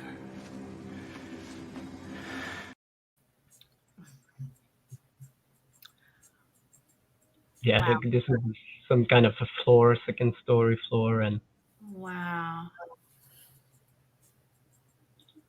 These are all just melted, collapsed buildings, guys. This is all this is. he put his camera straight, like you'll see. He will put this camera straight, like just get the guy. It looks like he's walking sideways. Wow. It's that slanted? It's Oh, that yeah. slumped over, dude. Yeah. It melted and fell over. Look at this. Who the hell's gonna mine that thing like that? Yeah. Are you kidding me? They walked in and found that shit like that, and at some point somebody's gonna say this is not natural. Yeah, and the story of the Rosendale cement. If you look it up, it's the stone that they use for all the Capitol building. Or so they say. Oh my gosh. I'll put the link in the chat if anyone want to see it. So they I could think say they could say that all their cement came from this place to build all their buildings that we know were already here anyway, and now they have to have a narrative for what this big hole in the ground is over here. Yeah. And they did the same thing in Spain with Seville Cathedral because they had to explain why there's 44 tons of fucking gold in their fucking cathedral on the wall. So that their fake narrative is, well, we sent our conquistadors in the 1500s over to the New World. We raped and pillaged and brought back all this gold and just decided to gild our walls with it. 44 tons of gold. I'm not buying that narrative neither. Yeah. And Crystal, you love the post that I've made from Lanzarote. Yes. Lanzarote, but I found another place on the same island. It's just a small island. They call it a volcanic island, but of course, as you can see, the volcanoes is just creating everything. Wow. But you'll see this place, but this place I didn't know about. So that it created walls and stuff. Yeah. Volcanoes Right. spitting out brick walls. Oh my gosh, look at this. But the part that I wanted to look at was the next place that he goes. But this part I didn't know, but it's really crazy, and I will research it more. Wow. I see bricks everywhere. Mm-hmm. Yeah. See the heat striations running up this thing? Wow. Yeah.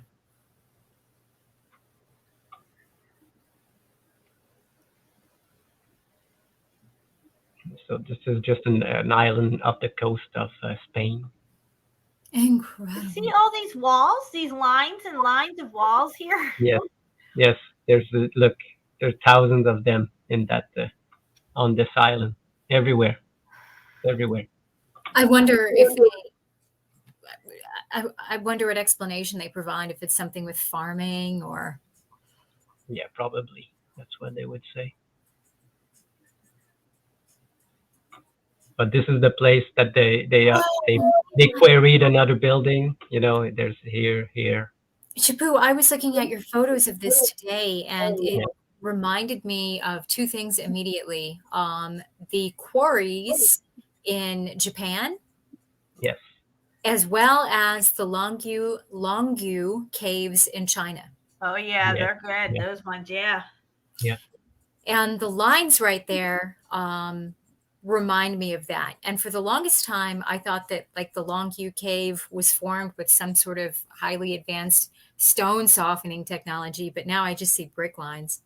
Yeah. Yeah, but this wasn't like this originally, I guess, because they have a thing called what's it called? I forgot the name. They have But these wait, stop. bars. Look at the very top right Yeah. there. There's a bunch Yeah. of brick right there. That's Mhm. why I stopped there. And Yeah. on the other wall, there's brick all around it. You know, Mhm. why do you need this? You On the don't- top right there, you can see them. Yeah. Yeah. You can't handle the truth. They have created a machine, a circular saw that cut like that. But as you can see, it's really deep. You know, you need to have it on a pillar, and I never saw a one that could go all the way like this. So how long has this been here? Do you know? Is this new or recent or is this old? I don't think they have a date on it because they call it. There's another name for it. It's the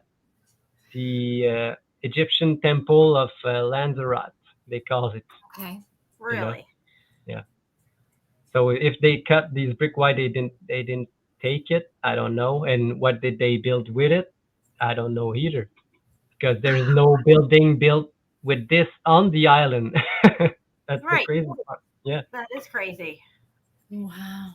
Or there was something there that was substantial and they decided to just mine it out instead Yeah. of doing, Because yeah, you don't see it. I'll show the pictures that I posted about it. Look, you can see it. There's behind this color, it's all like burnt and discolored.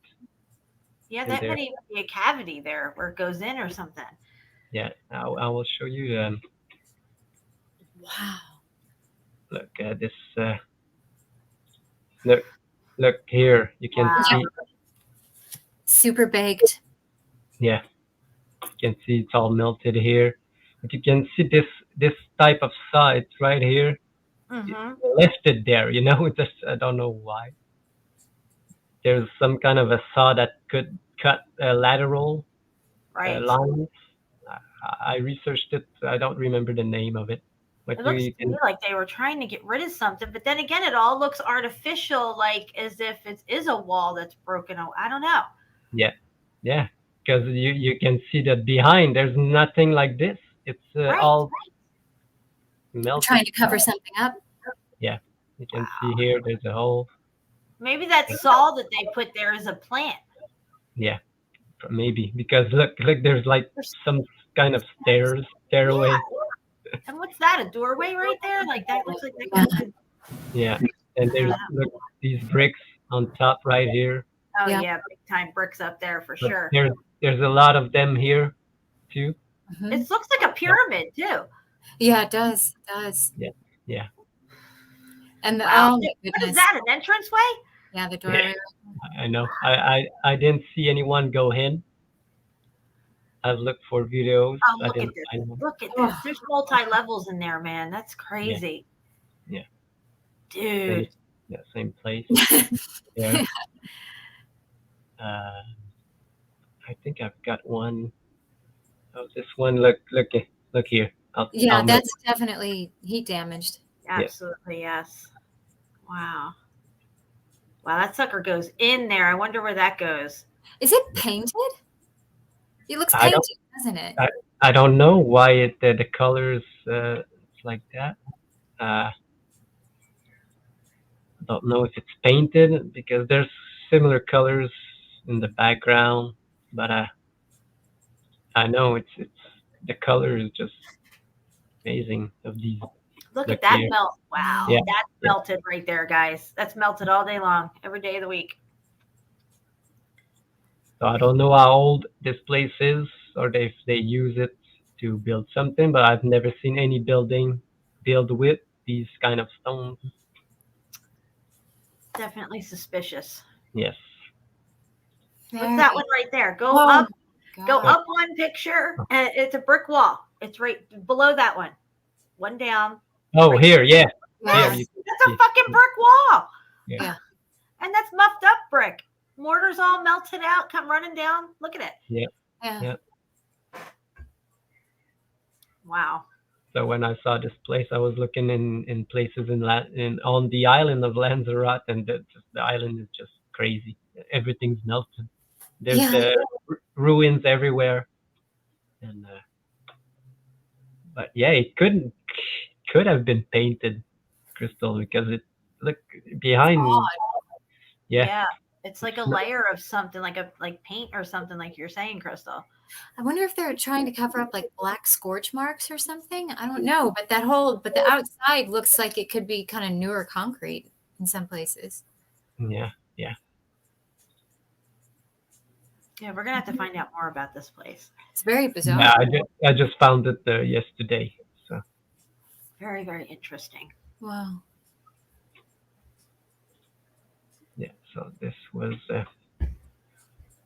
and you liked where is it? The other place in the Mataduros. Yes, this just blew my mind, Shapu. Reminds me of Mount Roraima in Venezuela. All of the formations on the top of that supposed flat top mountain, as well as, of course, Sodom and Gomorrah. The completely yes, of Sodom and Gomorrah. Yes, it's definitely got the Sodom and Gomorrah cooked out look, which are admitted to be buildings turned to ash. Yeah. And you can see it's all melted, burnt, and you can see here. Look, this was clearly the remain. Yeah. Wow. And you can see all the bricks and the soil that's eroded down right there. Yes. Although it's not soil, just part of the structure itself. But yeah, exactly. Wow, this is such a melted building, dude. This is great stuff. I love it. This is a meltologist wet dream right here. I'm just saying. Yeah, and they call this place, it's a volcanic island. You know, of course, it's always a volcano. Volcano makes these kind of things. Yeah. Incredibly symmetrical structures with repeating patterns. Yeah. Exactly. I'll go look. Oh my gosh. That's so exciting to me. I just get tingly looking at stuff like this. Yes, look at that brick wall running across there, Shapu. Look at that. Wow. These are the same one that we saw on the drone footage. You know, they're all over this island, everywhere.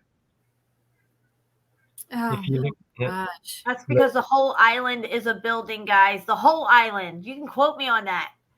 Yeah. The whole island. Look at this. Wow. You know, you can't really make anything grow here. You know, it's barren. Wow. Jeez, look at that. Look how symmetrical. Yeah. So I'll go with like to a couple of them because I have like 150 pictures of this place. Oh my gosh. Go back to that last one. Yeah, wow, look at this thing. Wow. Can you zoom in on that, Shapu? Oh, yes. Sorry. I didn't. He's like, can I zoom in? Yeah. You can still see the red brick coloration on the top, but I mean, how hot are we talking about here to cook it out that much? Just completely cook the color out. Just melted the earth. God melted the earth like wax. I mean, and if these buildings are made of red brick, that's clay. That's earth, guys. I'm just saying. Yeah. Brick is made of earth. It's clay. If God melted the earth, well, he melted the buildings too, because the buildings are made of earth. Yeah. Yes. Wow. What? Oh my God, this is a whole town cooked out. Love it. We need to do a group field trip here. Right? Mm-hmm. Yeah, that would be a nice vacation. That would be amazing.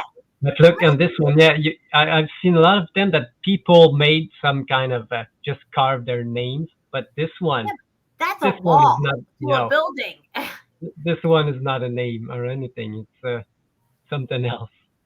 You can definitely, yeah, like a design. I see it in there. Very Which ornate. lends more credence to the fact that these were buildings that we're looking at here, guys. Because who would come along and put this up randomly in the middle of bumfuck nowhere and all this cooked out stuff? Oh, let's just carve out a wall right here. Are you kidding me? No, this is part of the structure. Yep. Oh wow, border lines. Yeah. Border lines. Yeah, yeah. It's just incredible how the bricks can fuse together like that into a completely solid mass. Yeah. It's devastated. Wow. Yeah, the proof is in the pudding, guys. The proof is in the melt. The proof is in the melt. Just look at it. Once you know what you're looking at it, you can't deny it. You just can't. And you can't stop seeing it. No. Once you see it, you see it everywhere. Everywhere. Every day for the rest of your life. Yeah. Just your whole reality changes. Oh, look at this. Oh, they were going to say they carved this. Yeah, you know what they called it? Pickaxe mark, you know? Exactly, pickaxe marks. If it's not a volcano making it, it's the pickaxes. Yeah. So I made a post on Facebook with all of these pictures. If anyone wants to go and look at them closer. And which group is that in? In both the groups? Yes. Sure. Wow. Wow. Mountains Oh my gosh. Yep. Oh, sorry, Jen. I was going to say mountains are melted buildings and all mountains are melted buildings. Facebook pages, right? Yes. That archway right there in the last photograph, that partially buried arch, everywhere you go around here where I live, you see those in the hills. Just, it's endless. You see those partially buried arches like that. Oh, look, there's a lonely brick here. Don't know what's doing there. Oh, look at that. Well, someone left it there. Oh, yeah. That's their little clinker brick. Yeah, talking of bricks, I've got the next video from Leanne. Is just amazing again. Oh yeah, can we show that? We should show that video. Yeah. Ah, look at this one. Yeah, that one's creepy. So Leanne's channel is called what exactly? I get Brick Truth. Yeah. Brick Truth, right? Yeah, because I get the Melted Truth, Brick Truth, and Our Melted Reality confused all the time. The Melted Truth is Crystal. Right. Sometimes I'll like get a little confused with all the melted stuff going on in our titles, but yeah, Leanne's got a really interesting video that we're going to check out. Is it the one with the beach of bricks? Yeah. Yeah, that's going to be so cool when we watch that. And we'll drop her channel link, the link to the video in the chat and stuff. Yeah, Leanne's going to come on with us. She was supposed to come on tonight, but she wasn't able to make it. So she is going to be on the show with us soon. Crystal, I got to have you on when she comes on. You two sound alike. Oh, yeah, I would love that. She's really cool. Yeah, her voice and your voice sound so similar to me. Like you sound like sisters or something. Okay. But yeah, I get all the channels confused too. I've been thinking about renaming my channel because it's very generic. So I like your channel name. Yeah, you like the name? Yeah, I just have trouble keeping all these different channels in my head correctly. All right. So incredible find, True. Yeah, that's really good. I need to know how to pronounce that. Roraima Mount. R-A-R-A. Venezuela. No, that's right. Roraima, Venezuela. What? Mount Romera. Romera? Okay. Romera? I think there's an R first. Roraima. Yeah, I think so. But I'm not sure. So you. Okay. I bet the Google will correct you if you got it wrong. Okay. Yeah. All right, guys. So this is Leanne's video. Yeah. No. Sorry. Oh, I didn't share with sound, or? Oh, yes, I did. But the sound is not really loud here. We can't really hear her, so Mm-hmm. I'll just mute it and we'll talk. I'll go to the beach now. She's just looking at stuff around it, but the beach is just the great stuff. Yeah. All right, I'll put it the full screen. Gosh. Here, maybe Finds the craziest stuff on this beach. I want to go here. No, the sound's not that good. Check out the swirlies that's going on. All right. Do you hear it or just? Transitioning. I can hear it a little bit. Can you turn it up more? I could. I can. Little bit of brick there. Sorry, man. How is it now? And so it's not that far of a stretch to see how that can happen from a brick, and then how this can happen into another brick. Just showing its bricky line right there. Okay, but this is really looking rocky. Okay, more swirls. It's like jasper, what we would call jasper, but brick inside there. Colors are blending and melding, swirling. And you can understand or see how rocks, what we have always thought of as rocks, can transform from brick. Wow. There, which is kind of cool. And what else? Oh, it's starting to rain. What else did I just see? On your side. Oh, here. Pile. And once again, how old are these things? How far back do they go? Here's another cool transitioning piece of brick, showing its former red cell, red, changing it to red yellow. Okay, it's pebbleizing, beginning to pebblize. And what else did I just see? Try to pieces of brick everywhere. Wow. Yeah. Oh, here. I would be trying to take all this stuff home with me. Yeah. Look at it. That is just incredible. She wanted to send me some sample. I said, I want to go there myself. How far is it from you, Shiku? It's about like 8 hours from me. Oh my god. And I just saw another really fun piece. Look at the donut hole one. Yeah, yeah. Wait, wait. It's just Yeah. These one, you know that we found like all rocks with holes in it. mhm. But now you know that these holes came from the holes in the bricks. Wow. It's just all debris. Yeah. Just weathered debris, that entire coastline. Right here. It's a heated brick, showing these different colors, still maintaining its brickiness. Some of the Look mortar. at the mortar. It's still on it, guys. That's mortar right there.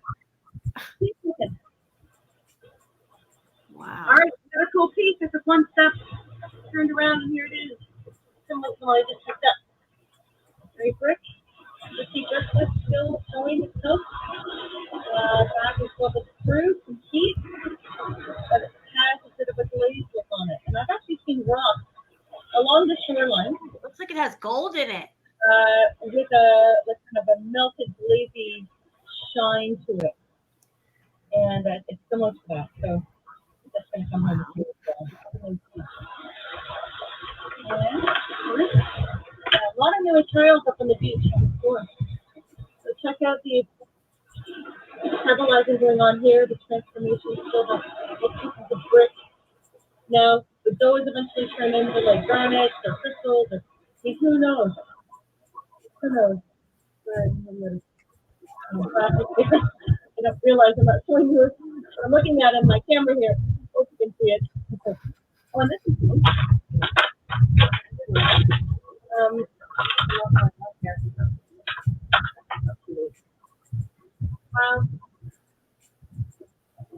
Propaganda. Lots of brick. That is nuts. All right, here's another nice example of transitioning brick. So we have this nice little beach over here, right? Flip it over, and you still have those pieces of brick. Wow. Like we're seeing also these pieces down here. Okay, so a little bit longer of heat. Again, a little bit more heat or particular time, and that probably would have changed it to regular beach stone. Okay? Cool story time. Focus. So, This Did is you where see that people, one? The Yeah. one with the circles, the gray one? yeah. This is where people go to get their river stones to make their cobblestone roads. Exactly. Yeah. Because you want to go bouncing down the road on this shit, right? With your wooden wheels. Oh, how Look at that. interesting. how good that is. Gorgeous. Wow. Yeah, there's another one that she found one brick that's all blue and glazed. What? Yeah, on another video. Okay, so there's some more. Oh my gosh. Summer. Oh my God, there's a brick wall right there. Yeah. Yeah, this place is just amazing. Yeah. So much stuff. She's done like couple videos about this place. Oh, Look at that. It's in the melt. The proof is in the melt, guys. Yeah. look at that. Did you see the giant piece of metal sticking out there? Oh, Yeah. yes, Crystal, right there. Good eye. Wow. Somebody was asking me about that in my comment section, is why don't we see pieces of metal and different things melted or sticking out? And I told that person, we find it all the time. Mark Galat finds a lot of it. Deborah, the red brick chick, finds it a lot. Yeah, I'll show a video that Deborah shared this morning, and it's in the UK, and it's a beach that I think it's called Blitz Beach, and it's like the same, but it's even crazier than this one. Dude, that's a brick. But yeah, All day long, that's a brick. yeah, and she will find the transition one Look here. just after. Still have the brick Nice. up in I like front trainy bricks. in the line. Just like a regular rock, but you still come this line. It's unbelievable. Yeah. Okay. So it's not too far to stretch. Take that a little bit further and realize that all rock. Yeah, because this The is, mortar lines. Yeah. All rocks were bricks at one time. and this what you call quartz now. Yes. She will take 2 steps and she will find the same one, but the bricks. Is it this one? No. She will find the exact one, but with bricks. Keep going. All right. So once again, I'm only taking about 4 steps. Here, there's that rocky brick right there, and this should be its relative. Okay, so here's another brick. Oh, yeah. Obviously, okay, and it's got some mortar on either side, Wow. and there's a pile. Okay, so you see how this could become what I was just showing you. Okay, see? Wow. Little less heat, little less transition. Yeah, and we could pause on anywhere, and we could look at these. All these are bricks, you know. It's just amazing. My God. Aurora says Brighton Beach, UK is like this. Brighton Beach, UK. Is that the one that you're going to show from Deb? You think that's it? No, it's called Blitz Beach. Okay. All right. So there must be more than one of these beaches over there. Yeah, probably look at this. You know, I don't know if we can. Okay, I didn't ask the guy, but we'll go just like flipping through it. This beach is even because they find not only glass, like Leanne finds a lot of glass in one place, but they find like remains of structure. You will see. Wow.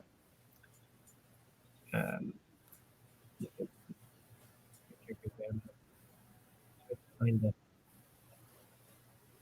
Wait, let me find just a bottle.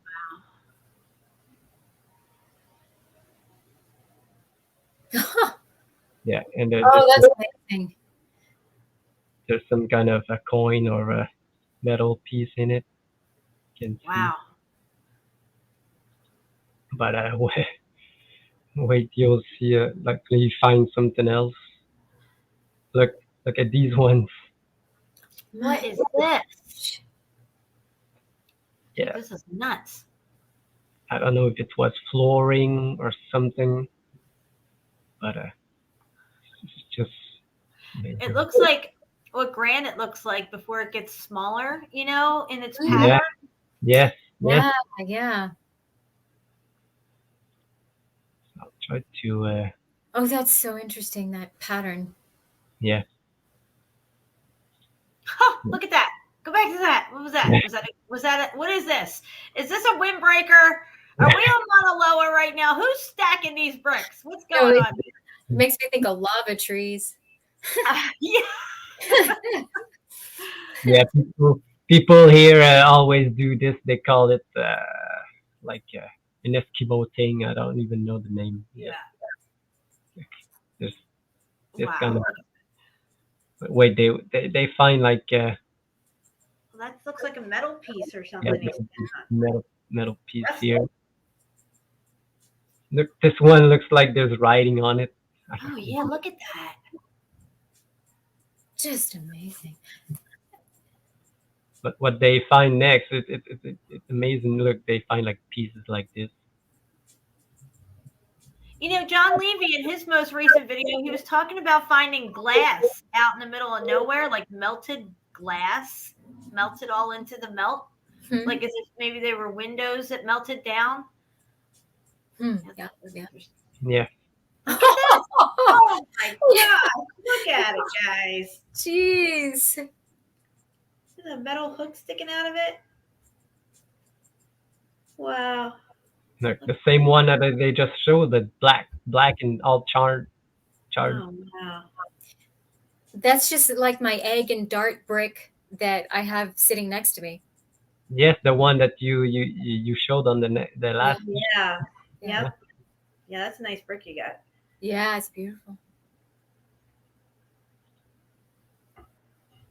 What's the parts? My gosh. This guy, does he know what he's looking at? Is he a meltologist? No, he's just there for picking up bricks. Okay. Do you know anything about the explanation given regarding where Leanne was at or where this is at? Like, what do they say? No. Obviously, it's all structural. So. Yeah, Leanne says that she looked at it and she didn't find anything. Really? Yeah. Oh, I guess there's no way to explain it. No, if they have destroyed something, they had to hide it. So, but it looks like it was some kind of a star fort or something around Lake Ontario, or it could be anything. You know, look at this melted stuff with, and the woman just how does it get there? Why would they put like bricks in it? You know. Oh my gosh! Yeah. Yeah, still under the spell. Yeah, because there's no way to explain it if you went to school and. Yeah. Why would you pour concrete and put bricks with design in the middle? You know. Mm-hmm. Yeah. Right. It looks like it's all melted and muffed up and got covered over or something, melted over. Yeah, and this one has turned to stone. This piece here. Wow. Right. But yeah, look, they find like these type of things, like granite that they call now granite slabs. Motherfucker. Yeah. And you can see in this one here, the bricks still left. But wait, there's more. But wait, there's more. You never said it. What is this? Wow. Oh my God, that's melted. If this guy only knew. Yeah, no idea. Did you see the big chunk of bricks right behind him on the left-hand side? It's one more photo back. It was the original. Oh, it's okay. Never mind. It was just a big chunk. Oh, there. Yeah, right there on the left-hand side. See the bricks all. Oh, here. Oh, yeah, I see it. Yep. Yeah. Wow. What was this place? Oh, Yeah. gosh. Oh, so these are sedimentary layers. That's all this is, guys. Sedimentary layers right here. Nothing to see. Move From a along. volcano. Did you see that picture Deb posted earlier today of the bricks actually in the sedimentary layers somewhere in Australia? Yeah, I think I saw it. Yeah. Yeah. I don't know if Jen saw it, but I did. Wow. I did not see it. I see you added a few things here into the drops. Yeah. I stole that one from CFM because I don't care. And you got That's one incredible. more here. You got one more. Alabama. That is beautiful. That is just what a gorgeous design. Wow. That is like an evil Bacchus head. Do you see that evil face looking at us right there with the horns? Yeah. Wait, I gotta make this big on my end here. Holy crap. What is that? Wow. playing there on the beach. Wow. But I would see this. I would try to bring it home, Right? Oh, I'd be yeah. helping you. Shapu, I'd be like, I get the other end, you get the other end. Yeah. Yeah. Never home. No, I see the horns, Jen. I see the horns. Yeah. They're on the right. I see it. Yeah, that's a crazy looking character right there. Maybe they twirled, they twirled like this. Yeah. No bueno. Yeah, this beach is just even crazier. I sent it to Leanne and she looked at it and oh my God. Is this more sedimentary layers here? But on this beach, I didn't look up what the story is. They have to say something because there's so much pieces of all remains of buildings. Whatever it was a huge building that's expanded this whole coastline. Unless they're going to try to say they dumped all this shit here from some other location. Probably because in the UK, they did a lot of dumping around these beaches. I found one beach, the guy found all the ancient lampposts, the old world lampposts. Really? Dumped them on a beach somewhere. Just dumped it. Yeah. Wow. It's so sad. Yes. What is this? Another piece of. Are these pickaxe marks? These are pickaxe marks. Yeah, exactly. They would become pickaxe marks. Look. Wow. And it's everywhere. You can see that the water is lower than usual. Right. What a massive structure. Makes me think of some of the enormous World's Fair buildings. Right. Yeah. Could have been one. Look at that. Yeah. There's just intricate design work. Yeah. So I'll share this video too, so if everyone could go look at it. Look at this top up part of the structure.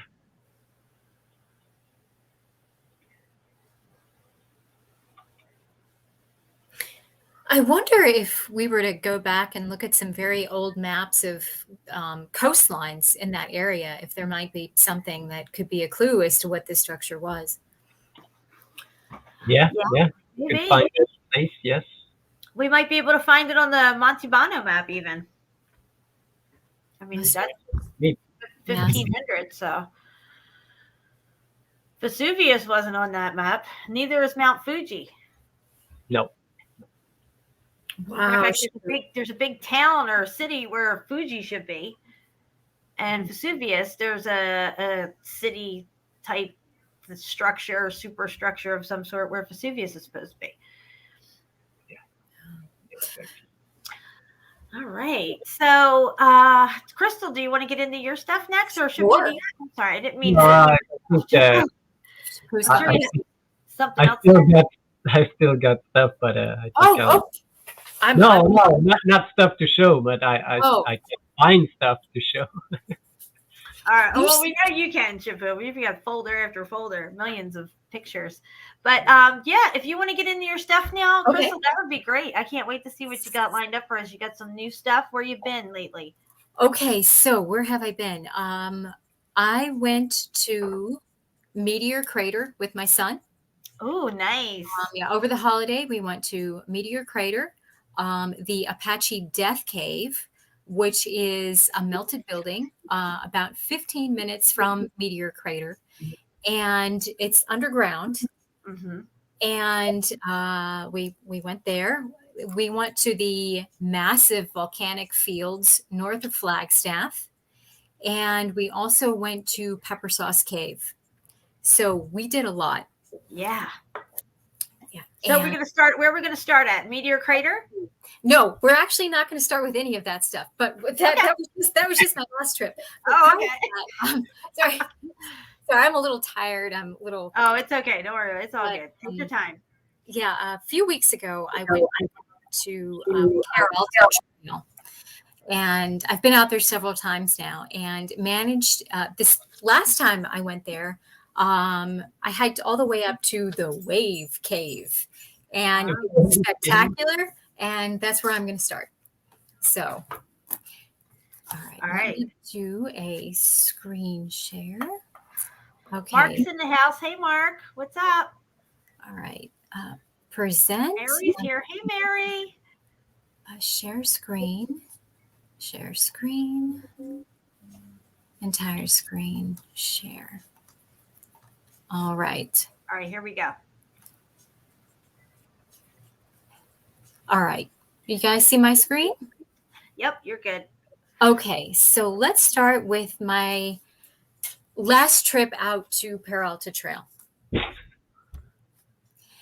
And the reason I went back out here is because I wanted to get a closer look at this particular formation because it was so symmetrical.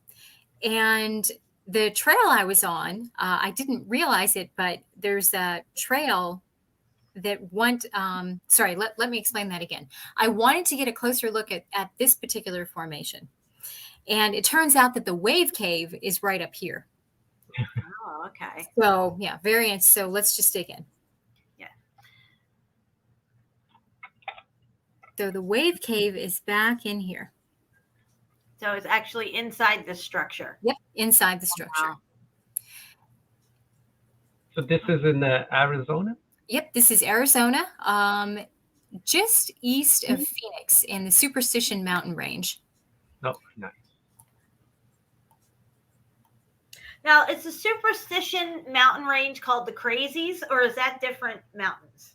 No, I have not heard it referred to as the Crazies before. I haven't heard that out here, but I mean, just look at this. Look at the symmetry. Yeah, this place is melted as fuck.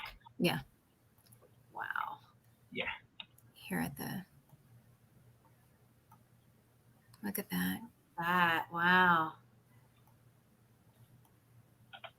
And then this is really interesting here at the base, the difference in coloration right there. So you got to hike all the way up this thing to get into the cave? Yep. Wow. Here. Took a few hours. And this is just along the trail. Oh my gosh. And this is very similar to formations I saw on the way to Horseshoe Bend. And I'm not sure where those photos at, so I'm not going to go digging for them now. But the point is that you see this repeating pattern all over Arizona. Yeah, like, it looks like a huge wall. Yeah. And it's like two walls that sort of collapsed. Right in the center there, yeah. Yeah. Very common feature out here. See this particular pattern all over the place.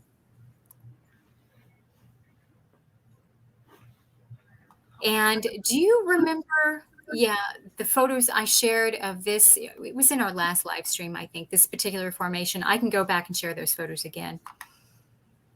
It's like the lace curtain in Utah. Oh Oh, yeah. yeah, yeah. So that's where I'm at. Same area. Wow, look at that melt. You could just see the melt running down. Yeah.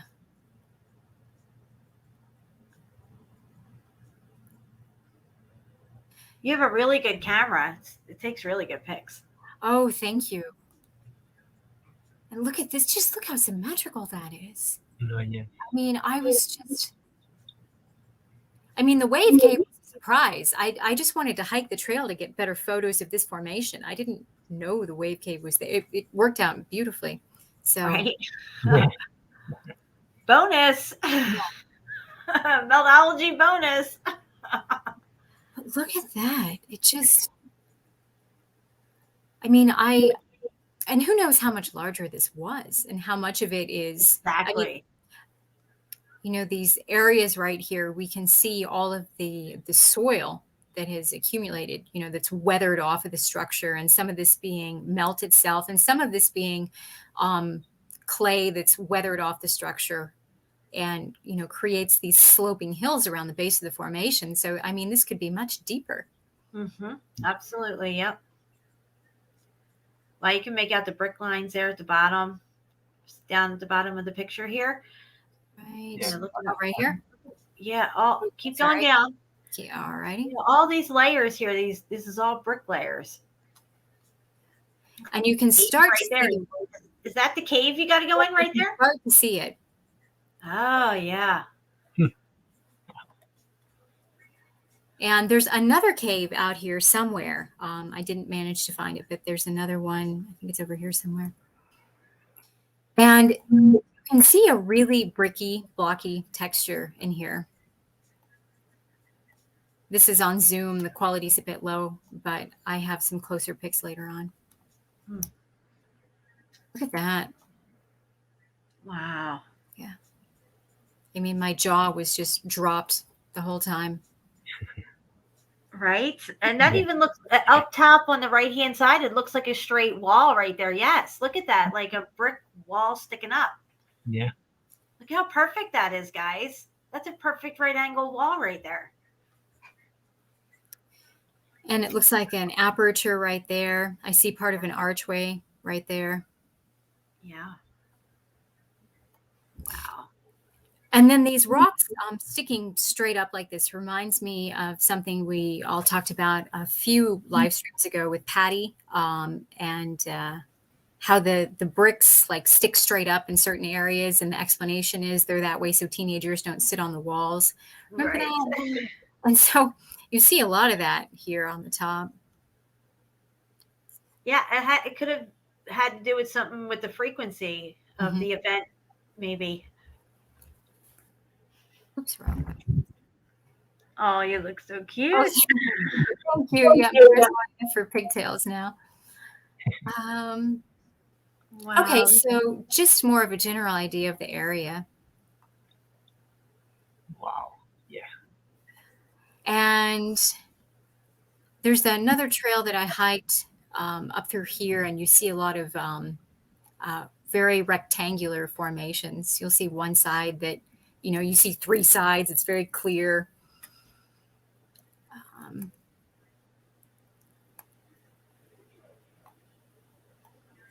Just completely wasted. And this looks like part of a tower. You can see very blocky, very bricky. Yeah. Yeah, it looks like all melted right on the bottom part, and it's all rock curtain over something. And then apertures here and here and here. And then you can see, I don't know, maybe the orientation of the building before the collapse. When I see lines like this, it makes me think of spaces between floors that have been compressed. And then we have this area right here. And so I wonder if the structure kind of collapsed down on itself in different stages. And like this is one part, and yeah, right could here. happen.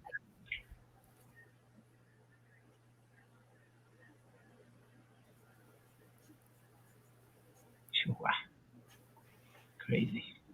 Oh my gosh, look at this crazy stuff. Wow. And there's cactus everywhere. Those giant saguaros.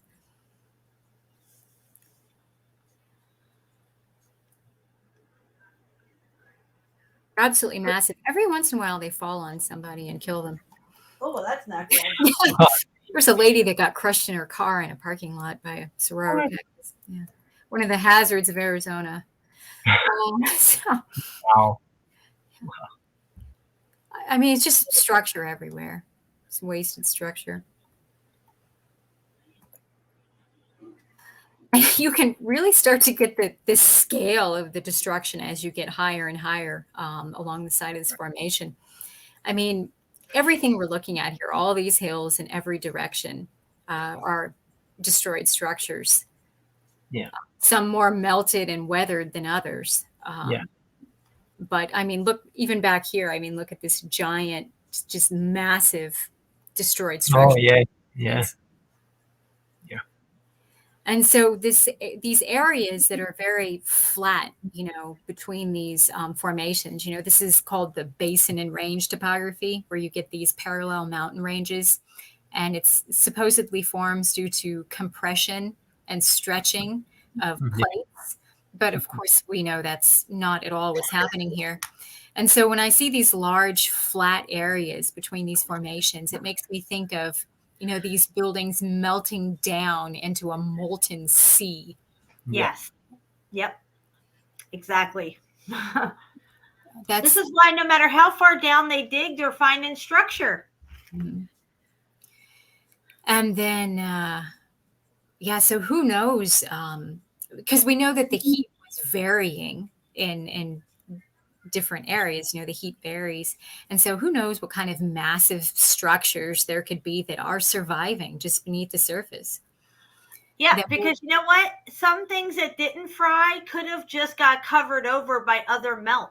You know, and that's why they find things, they start digging down. It's like, oh, look, there's a whole temple down here, you know, or like Darren Kuyu and Cappadocia. Oh, they carved it. That's what this 13-story building's doing here underground. You know, that just reminds me of something, and I'd love to share with you guys. I had this incredibly intense dream a few weeks ago, and I was watching a construction crew take out the side of a formation similar to this. And there was like a giant backhoe, and it was just tearing out the side of one of these formations at the base. And I was watching the crew from afar. And then all of a sudden, they broke into a very large hollow area. And it was just massive. And so I started running, and they were yelling at me to stop. It's dangerous. You have to get away. And the more they yelled at me, the faster I ran. And I managed to slide into this cave, you know, this area structure that opened up.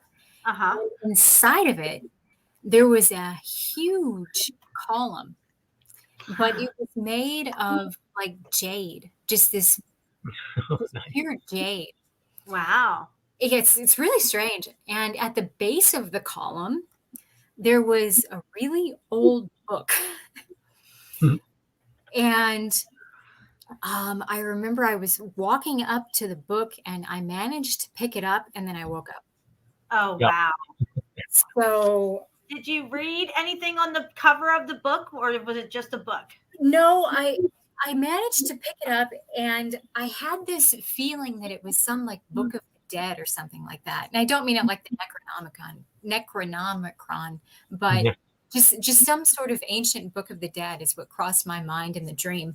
I have no idea if that's true, but I think that there's something to this dream, because it felt like a lot more than a dream to me. Yeah, it seems to be. Well, I think it's awesome that you're a meltologist and you're dreaming about melted buildings. That's great. I love it. And that, you know, it's kind of like maybe subconsciously you've been thinking, like many of us do, well, what remains in these buildings? You know, what there's things that probably did survive, little pockets in there. So I think this is why they go in and mine a lot of these buildings out, because they're getting rid of shit that's hidden in there that could have survived, that could be questionable and stuff if people start climbing up in them and everything. But yeah, that's a really cool dream. Yeah, I don't know if it was just my subconscious processing all this information I take in on a daily basis, Right. or if it was a vision of something that actually exists. It could be. Crystal, wouldn't that be nuts though, if you, like, one of these days in the near future, you're out and you come upon some similar thing and you're like getting deja vu, thinking, where have I seen this before? And then all of a sudden you're in your dream, you're living it. Yeah. No, I think all of us, I think we're remembering things. All of us. Yeah. I think so. But yeah, so this is further down the trail, and just these massive chunks of structure everywhere. Yeah, if there was a volcano near, they would say it came from a volcano, but there aren't. So Yeah, no. Another shot of this incredible formation.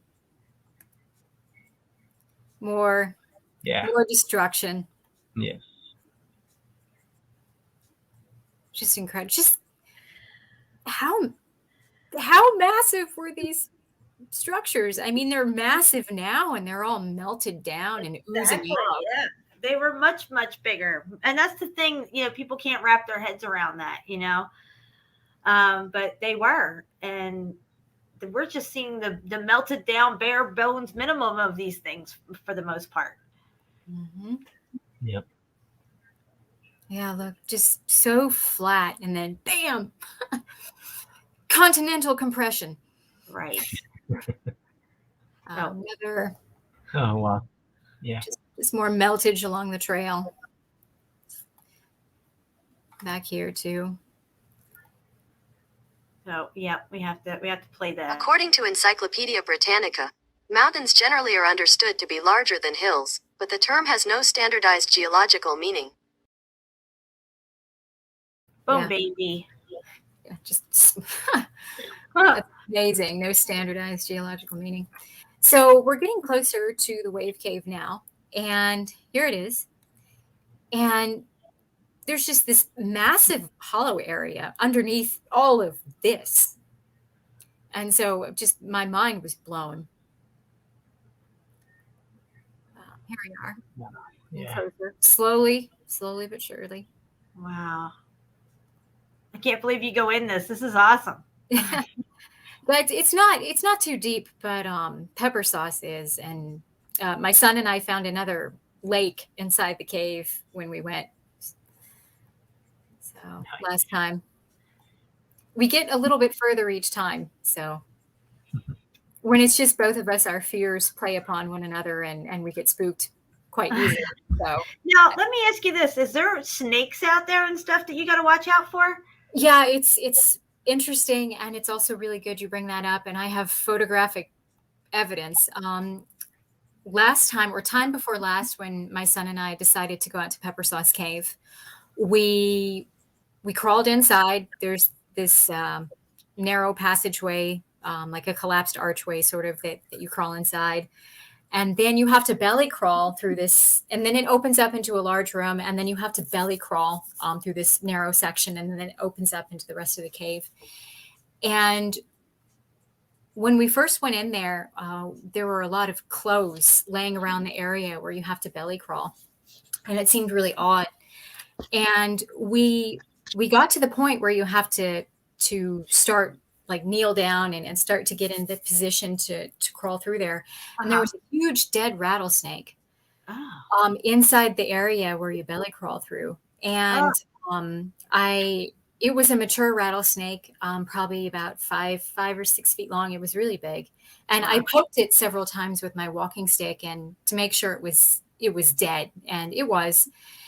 And so we managed to crawl past it.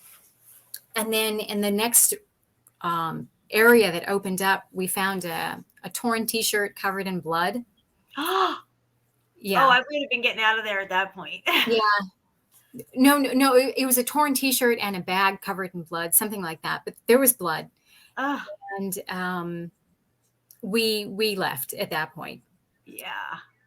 So to answer your question, yes, and this was during the monsoon season, and the rattlesnakes apparently like to go in caves to escape the rain. Right. Okay. Wow. I have a picture I can show you later. They're so brave. I hate snakes. I can't even touch one. Yeah. They give me chills all over my body. They're very disturbing creatures. So here we are, getting closer. And I can see you, Shapu, with your Indiana Jones hat on, saying snakes. No, snakes not for me. Snakes, no bueno. That's $1 million shirt all day long. Oh, yeah. But yeah, more and more symmetry. We have another aperture here. And you can see in the texture, it's all bricky and blocky in here. Yeah. And then there's some another angle of the symmetry up here. And right here, you can see a line of apertures, very similar to structures we see in Turkey. And, you get these lines that form like that. Yep. And like apertures that are starting to close up on themselves, and the building looks like it's slanted in towards the center there. Mm-hmm. And there's some of that black tar substance that we see all over melted structures. And there are certain areas that look like there are surviving stucco, like surviving layers of stucco. And I have closer photos, but just so you understand where it is in relation to everything else. Look at this. No. Wow, look at that. Yeah. We'll some better photos later on. Now, does your son understand what he's looking at here when you're showing him this stuff? I think he's starting to. He still kind of laughs it off like, you're crazy. But I think he's beginning to open his mind to it. He's beginning to see the patterns. Yeah. That's good. Because it really is undeniable. I mean, you have to consciously choose to ignore this information. It's so obvious. I mean, you have to choose not to see it. Mm-hmm. Yeah, we all have the thought that if the first time you hear it, what, you're crazy. That's just crazy. That cannot be. But the more and more you look at it, the more it seems plausible, and then it just hits you. One day it just hits you, and okay, yeah. No, that's exactly right. But look right here. Oh, I'm sorry, Jen. What? It just becomes more and more apparent, once you start to put it together. It's everywhere. And then you have that aha moment, like it's everything. We're walking over this stuff. We live on top of it. We crawl over it. We hike over it. It's all around us. We make it into national parks and charge admission and then give you a fake narrative for how it formed. Yep. Slap a plaque on it. People walk past, suck it up, and keep going. Yeah. Crazy. And the millions of years to form, or millions of light years away, all this craziness is just, it makes sense now why it never made sense. You know what I'm saying? Yeah. No. Yeah. It sounds like Dr. Evil when you say it's a million, They always it's million. Doesn't it? I love it. But okay, so check this out. And so where we are at. Let me just go back. Okay, so, all right, we are here. So it's this area, but closer. Okay.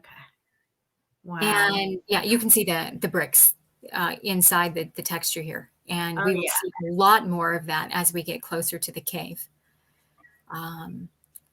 Very bricky, aperture here, one here. You can see how it sort of just collapsed on itself right here, this line that goes through it. Yeah. Mark knows. He found some himself.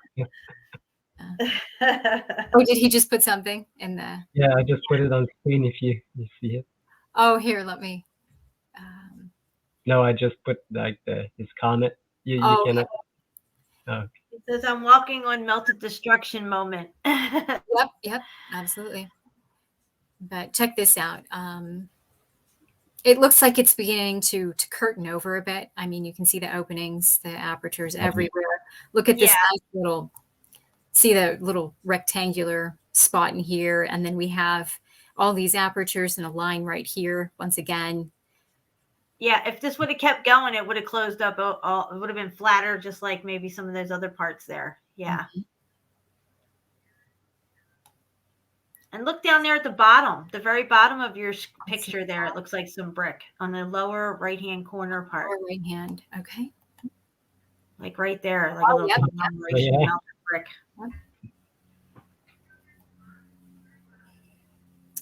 But just absolutely wasted. Just melted and dripping down, closing up. Yep. And so that area was behind this. So moving on. Another shot of that area I pointed out earlier. Oh, wow. And you see this a lot out here as well, this same formation. Out at Canyon Lake, several live streams ago, we went over my photos of Canyon Lake. I don't know if you remember, but there were columns. Yes, like, yes, I remember. Yeah, very similar. Uh-huh. That was in Melted, Colorado, part 1 and part 2, guys. Got to check it out. Melted, Colorado. And check out the line right here. Wow. Look at that. That's crazy melt. On. No, this. Just more destruction everywhere. And some of this looked a little stucco-y to me. It's not just lichen. It felt a little stucco-y. And then look at the mortar melt right here. Yeah. Were you able to see up under that thing, what it looks like up underneath it? No, I didn't crawl up under there. No. Well, there could be a rattlesnake in there, so I guess you would. But no, sometimes when you look up at the underbellies of these things, you see some little, little nuggets of melt mortar lines and stuff. Yeah, I should take a flashlight with me even when I day hike, because I find all these little nooks and crannies all the time. Yes. Just more piles of rubble. See, that looks like something you would see underwater. They would say it's a coral reef or something, Absolutely. Yeah.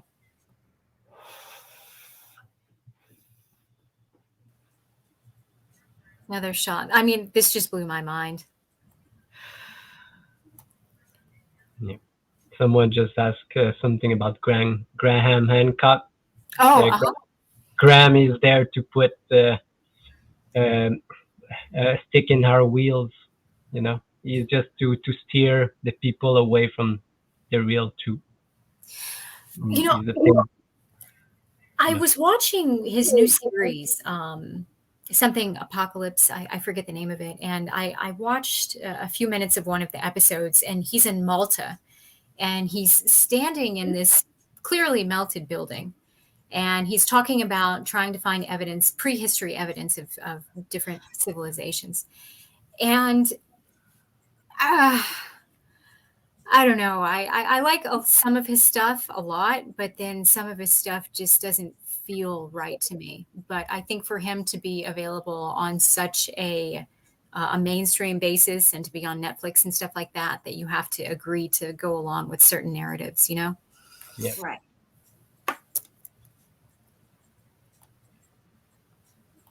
Curtis47 says, can we get a geologist on the show? Put them in their place, ? I was thinking about calling up some geologists and firing their asses on air. It will just hang up. It will just hang up and tell you're crazy. Yeah, it's a waste of time having a geologist. It's like debating with a glober about flat Earth. I know it's fucking flat. You know it's flat. It ain't my problem that they can't figure it the fuck out. We know this shit's melted. I don't want mainstream anywhere near this shit, okay? They've already spent so much time hiding it from us and convincing us that it took millions of years for these sedimentary layers to form on their ball fucking Earth. They don't need to be anywhere near this shit. They all just need to be fired. in my opinion. No, I feel you. I think some of them genuinely believe what they're saying, but there are definitely some people that know what's going on. And There's a whole hierarchy of geologists that are probably Masons that make sure that any geologists that get out of line and be like, dude, there's a fucking brick right here. They're like, no, that's not a brick. That's a sedimentary layer. You have to lump the narrative or we're going to fire your ass. They do not look with their eyes. They look with their mind, but in their mind, it's everything that they have been taught in their books. You know, it's let it go the book. Just look at it. But some of them it's too late. You know, they're stuck. But guys, this is why it's called the Wave Cave. That's the wave. That's the wave. This is really big too. Oh, really? This is nuts. And any ideas? Well, it's obviously something that melted. I have no idea what that could have been, but I have it looks like to me it's part of an A-frame, like you would see on the Roman things, you know, like that triangle A-frame on the top of a building or the lintels and stuff. I mean, I could be wrong. I don't know what this thing is. I'm just saying. I mean, it could be because it's on that angle and it kind of has that A-frame kind of look if it would keep going up to the peak and come down the other side. What do you think, Chapu? If it could have been like melted and dropped down. Yeah. Really interesting melt. And then we have one of those seams again. All right. We find all over the place, and then part of an aperture up here. And then I made several videos. I need to put them on YouTube. But down here, I have some close photos. This is all brick. And you can clearly see the brick when you get closer. Mm. This is when you need a pickaxe. You need Kairos and his hammer pick thing and start whizzling away at it. Is that a person back there? Right here? Yeah. That's Jasmine. Oh, okay. Now we can see that little splat right there, that's Jasmine. So all brick in here. And then to the left of this cave, there's another cave. I have some pictures of that as well. So let's keep going. Closer view of. Oh, I'm going the wrong direction. My bad. Okay. So it's really big. Yeah. Yeah. So. Wow. Yeah. See, so it's on a slant, is what we're seeing. This wave is actually on a huge slant, right? Yes. And he's standing maybe 15 feet behind it. So, I mean, it's not, I mean, there's a bit of an illusion going on here because of how far back he's standing. How far in does this cave go?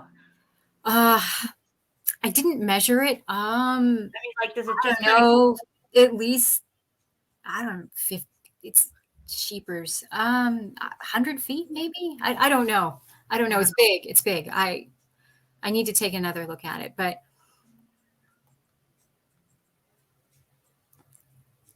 very bricky. Yeah. Right again. Here's the other side of the entry. Nice. Wow. And you can see a lot of the black staining inside here as well. And I mean, look how absolutely flat this area is. Wow. Those are like black stains. These are. Oh. It looks like you can drive a truck through there. It's really big. And I mean, you can see that this was like a floor. I mean, it's just all structural. I mean.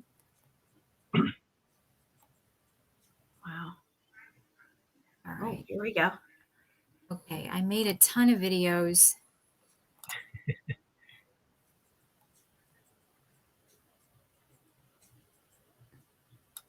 I was not holding my camera the right direction.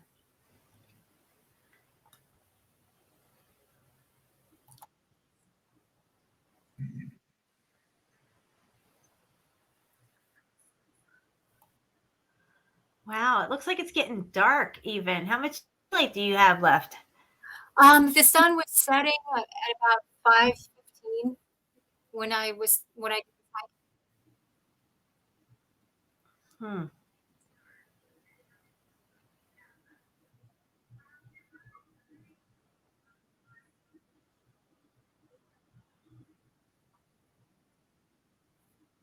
Man, I would love to check this place out. Yeah, it's not. Crystal, I'm going to have to come visit you. I would love that. I have a spare bedroom you can crash. I would love if you did that. Yeah, we just have to set up a date, and I'm down with it. I'm absolutely. What airport would I come in? Sky Harbor. And yep, Sky Harbor. Sky Harbor. You got and it. That's in Colorado? No, Arizona. And Sky Harbor, Arizona. All right. Southwest is a really good, cheap airline. All right, I'll check it out. I would adore if you spent some time out here with me. Oh, we would have a great time, girl. I'm going to come for 7 days if I come out there. Hell, have at it. We'll that out there right now. It's going to have to be 7 days. Well, that gives us time to. Oh, I'm sorry to interrupt you, Shabu. No, I just said that would be awesome seeing you guys together, exploring stuff. I'd like to go, but I'm pretty far away, and I don't even have a passport. So. Well, you need to get one, Shabu. Yeah. Maybe. Yeah, for sure. Never been in any planes. Oh, yeah, that's right. That's right. Oh, well, there you have it. You got to fly at least once. I fly a lot in my dreams, but that's about it. Flying over melted buildings. And Jen, that would give us plenty of time to head up to the Grand Canyon, Wapatki National Monument, Monument Valley. We could drive up to Vegas. We could go to Hoover Dam. We could go to Valley of Fire State Park, which you talked about Meltology wet dreams. That's a Meltology wet dream. We could get a lot done. Oh, yeah, definitely. Yeah, because my husband would have to drop me off and pick me up on the weekend because he works all week. So that's what I'm saying, like Saturday to Sunday or something like that. You know what I mean? Yeah. Well, let me know your availability and I will make it happen. Sounds like a plan, man. Definitely. I'll start looking at ticket prices and see, like a month and a half out, maybe. Yep. No, go back one page. Oh, yeah. Okay, so let me, just so you understand where this is. Do you see this patch right here in the wall? Mm-hmm. Yeah. Yeah. That's this. Wow, look at those fucking bricks. I know, right? I was so happy. I was like jumping up and down and spinning circles when I found that. Motherfucker. I mean, look, you can't unsee it, guys. It's right there. There's brick. Yeah, like every day of the week. Where's that one? Yeah, I gotta play that one. Oh, yeah. Guys, that's a brick. Every day of the week. You guys look, and it's all over the place in here. And then look at the scorching on the ceiling in here.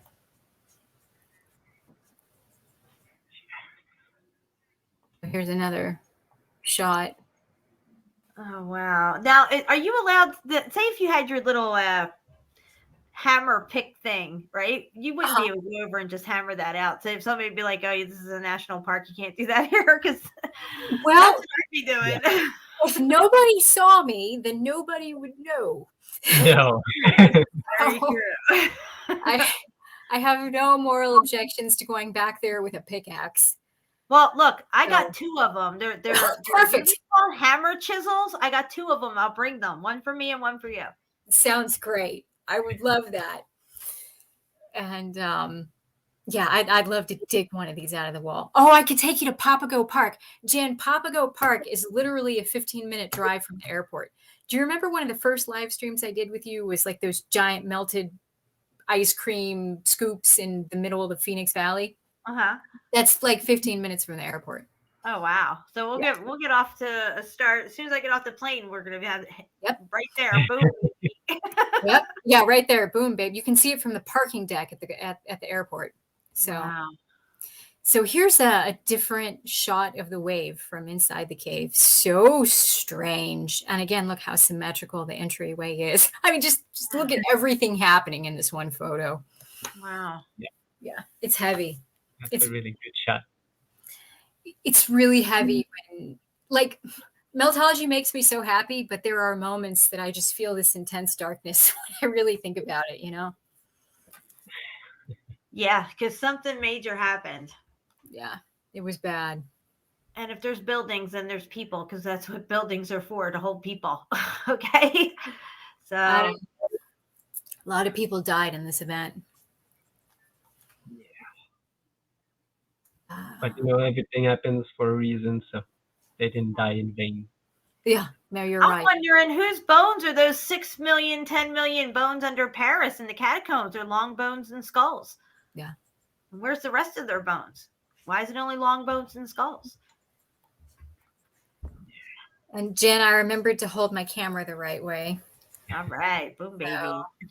So you get a bit more of the scale of the cave. Yeah, you get more in the photo and the video and stuff. Oh, look at your dog. Yeah, she's a riot.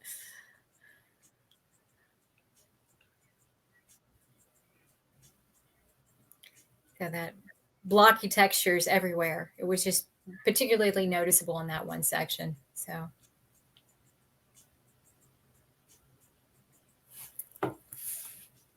Oh, look at that. Yeah, you can see it again there. Yeah, you can see that the rock curtain has fallen off, and you can see that it's underneath. Oh my God, that's just incredible. Wow. It's like no matter where you go. And you know what's funny is that in John Levy's, John Levi's most recent video, I believe, he talks about that one time a long time ago in one of his videos where he found a brick in the middle of nowhere. And I remember watching that video, and I was like, This is when he was starting to realize Meltology is a real thing, and like, what's this fucked up brick doing here in the middle of nowhere? Yeah. No, I remember that video in particular. I watched that too, where he said he was like trying to find a brick. There's got to be something out here. And yeah, I remember that. Yeah, he took that brick home with him too. Mm-hmm. Oh yeah. Now he sees it. He cannot unsee it, and he knows it. He talked about it on each of his videos. I remember how cautious he was coming onto the topic. I remember Jerry from Subphotonic used to always, bust his balls about it. Like some people are cautious like that. Even with flat Earth, there was a lot of people who knew it was flat, was seeing it was flat, but wasn't ready to come out and say it fully. But then there's people like us, like me and you and Chapu and many others of us here in the chat and with all our channels, who see it immediately and get it. Yeah. Get it. It's like a duck to water. At flat Earth, I was like, it's a no-brainer. I didn't have to ponder, and I looked at maybe 3 videos, thought about it, looked at, took a look at some things for myself, and I was like, oh my God, it didn't take me weeks, months, years. And same for Meltology. It was just like, boom, it hit me like a brick. Yeah. No, it was the same thing for me. It's just everything clicked all at once. But it was because, all of us have this weird foundation, and seeing how the dots connect with Freemasonry and all the really bad NASA footage. And, we're all working with this strange foundation that we've been building over the years. And so I think that's why topics like this click, Yes, we already knew that everything that was presented to us was kind of a lie, but now we know exactly. Nobody's trying to prove us wrong. All these people who say we're crazy for thinking mountains are melted buildings, or any mountains are melted buildings, or all mountains are melted buildings, none of them are out there proving us wrong. Yeah. I mean, you're doing boots on the ground, Crystal. You're running across brick everywhere. Look, it's right fucking there. Yeah. And once you realize what the melt looks like, if you start picking up on transition brick and stuff like that, I mean, where's all these people who are saying we're crazy going out into these places, exploring and proving us wrong? They won't. They're not even touching the volcano stuff, in case anybody hasn't even noticed, because they can't explain their volcanoes on a fucking flat plane. Yeah. Yeah. They don't even know these flat earthers that does all these shows. They never talk about that. They never say anything about lava and where does it come from. No, they never. All the attacks that we've had, nobody's ever attacked the whole volcano thing, guys. They're not even talking about it. It's too big to touch. They don't know. But here, I'll check this out. Check out how, look at that. Wow. The resolution's a little low in the video, but look, there's a nice red one right there. Yeah, and then that white one across from it. And we just look at the Leanne's video, that it's all the pieces of evidence are right there. Bricks, rocks, everything, and you can see that they were once a brick and they're now a rock. It's just they don't even want to see it. But no, meltology destroys geology, and that in turn destroys the globe model. Absolutely, 100%. You got it, girl. So many things are tied to their globe model. So even the weather, the way they put the weather patterns and stuff like that, put all that shit down on a flat plane. You'll really see how the weather actually flows around our plane. I've been thinking a lot about what you just said, because the chemtrailing has been off the hook here lately. It's been really bad. And perhaps I'm just becoming more aware of it, or maybe it is getting heavier. But they'll spray for days, and then it'll rain for days. And you can tell the days where you have like more natural cloud cover as opposed to the chem clouds. It feels different. The vibration's different. It's just different. But I wonder, I do wonder about what actual weather patterns are, and how much of it is artificially created. Look at that. Yeah, look at that. Sorry to cut. Wow. Yeah, here I haven't seen the sun for 2 weeks now. I can't wait to see it back, because it's been raining and snowing and ice rain and everything like that. Crazy. We don't know what natural weather is. Exactly. Yes. I agree. So, but anyway, yeah, just in this video, you can see that this is a melted brick wall, that strange wave is on. So that's the point of the video. So I'll move on. And here are some photos now of those areas. So we have a higher resolution. But yeah, check it out. Yeah. Balloon bricks in the melt, chunks of bricks, brickage. What happened at the end of the... Sorry. Nice brick there. Look at this. Look at that one. Oh my gosh. Yeah, right? Wow. That's a brick. Look what Deborah, the red brick chick, wrote. What would she write? I'm going on a weed run. It's been almost 4 months without, but I have needs. Back soon. 4 months. Weed is legal. No, weed is legal here. I can just go get it, girl. Take a little drive down to the weed store. It's crazy. So this is. I don't even remember the last time I had to buy weed. Me neither. Just saying. But this is just to the left of the wave cave. You know how I was walking in front of the wave? So there's another series of caves that are shallower, but to the left of the wave. And I love this strange sort of bone marrow texture that you get in the melts. Yeah. Yeah, and go down, scroll down this hill here, because it's all like compacted looking. Like, look at all this stuff here. The brick, it's like conglomeration of all kinds of melted stuff. Wow. And then look right there. Yeah. Hiding out. Look at that one right there. Scroll down. Stay zoomed in like this. Keep going. Keep going. Okay. What's that? Right Look at there. that square thing. Yeah. That's interesting. Yeah. Wow. And then you can still see that, like, you can still see the red brick coloration here and here. Here's some, if you can see it on your screen. Let's see. Yeah.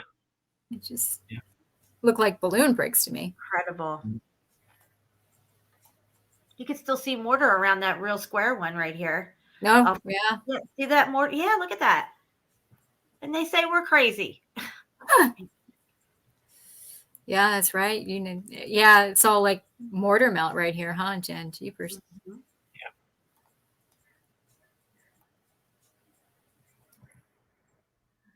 A closer shot of that one I pointed out earlier. You got some really good stuff here, Crystal. Thank you. Can you imagine? I don't mean to cut you off, but this being underwater and fish going in and out of all these little holes here. Yeah. It's a coral reef. That's what I envision seeing.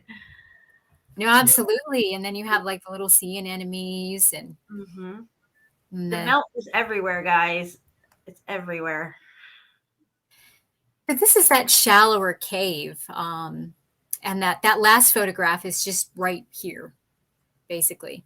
And see the apertures, same thing. I see arches here. Like what we see, like that slanted melted building you showed earlier, Shapu, that is now a mine. We have these columns. That's what I think. Yes. Yeah. Yeah, the rest of the building looks like it's closed up on itself. Like it just, maybe that's the back end. There was these brick houses in England. I don't know, Shapu, if you remember, we showed them. They call them sandstone cut houses, but they're actually brick houses that melted. The whole back end of the house is melted down and squished. So only the front rooms are left, and the outer facing of the house, which they still try to say it's red sandstone, but clearly you can see the melted brick everywhere. No, I know the houses you're talking about, Jen. Yeah, so the very back parts of this 3, 4, 5-story house has all melted down and squished into one closed up piece, whereas only maybe the front living room is still open. Yep. We have some brick chunkage there, and then red brick coloration. I took this photo because of the red brick coloration and what looks like mortar melt in certain areas. See, there's the red brick right there. Yeah. And look at that. It looks like a clump of mortar lines right there, just above your right there. Yes. Just know that. Hold on. I'm sorry. I'm moving too fast. Okay, so right above and off to the left from the top of your stick right there. Above and off to the left. No, go back a little to the right. Keep going. Now go up a little. That whole mess right there that you're covering right there, even bigger than that. Yeah, that whole part right there that way. But see how there's kind of lines in there? Okay, yep. It looks like that's charred out brick right there, like a bunch of them. Yep, I see what you mean. I see what you're talking about. Like there's some melted mortar lines in there. And then I wonder if we're looking at 2 bricks right there. See like the line between them, but I don't see mortar. I don't know. Just, it's interesting. So just a lot going on there. I love this stuff. And mortar down here. Yeah. This is all mortar melt. Yeah. I found a picture of a place that was exactly like all the small mortar balls that you found. Oh, yes. Yeah, I found another place just like that. You did? Yeah, I'll try to post a picture on it. Oh, wow. Very cool. And look, another angle, but you can see the clearly bricky texture of this column. Yeah.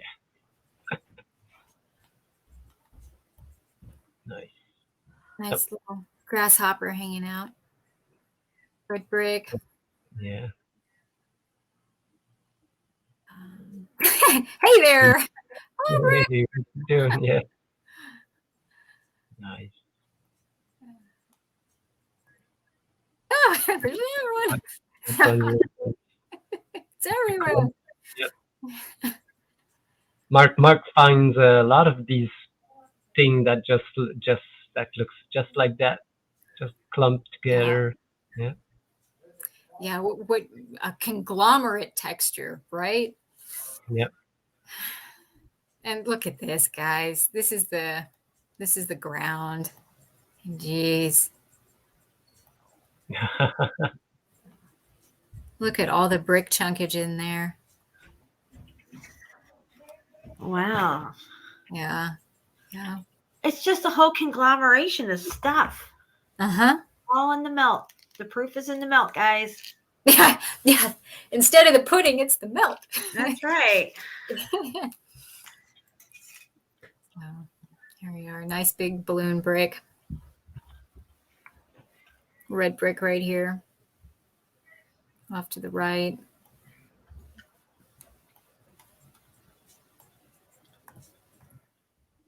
Another shot of the seam and sunset. Nice. Spectacular. Yes. Couldn't get chemtrailed this day, so. You said they've been ramping it up in your area. They've actually taken like the week off here.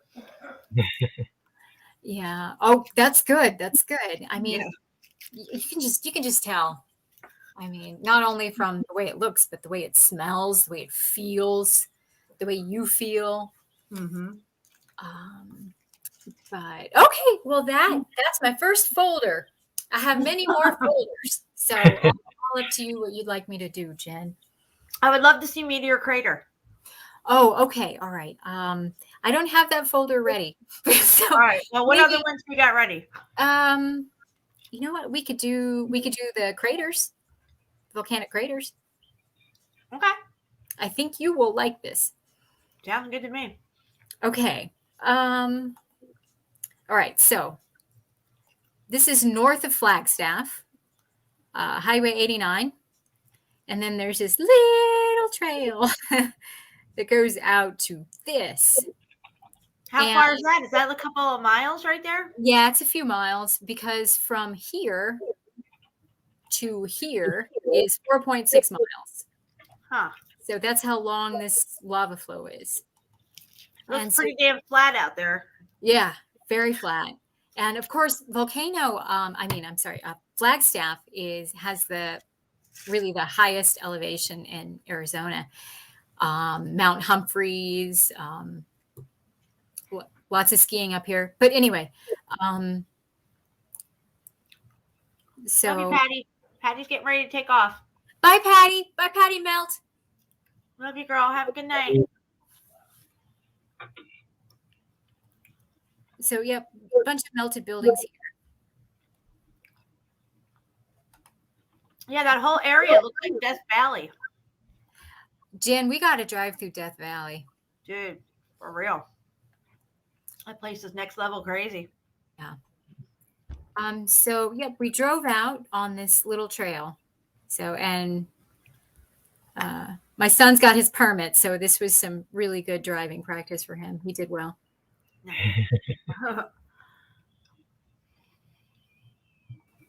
But yeah, look at that. Yeah. I mean, and what's really interesting is, you can, within this itself, you can tell the difference between the flow that's solidified and fractured. So there's a lot of that. I mean, most of this is that, solidified and fractured flow, but intermixed with this flow are tons of melted bricks. And so what I'm thinking happened is that this flow overtook a bunch of buildings. Are you telling me that this volcano is spitting out bricks? Yes.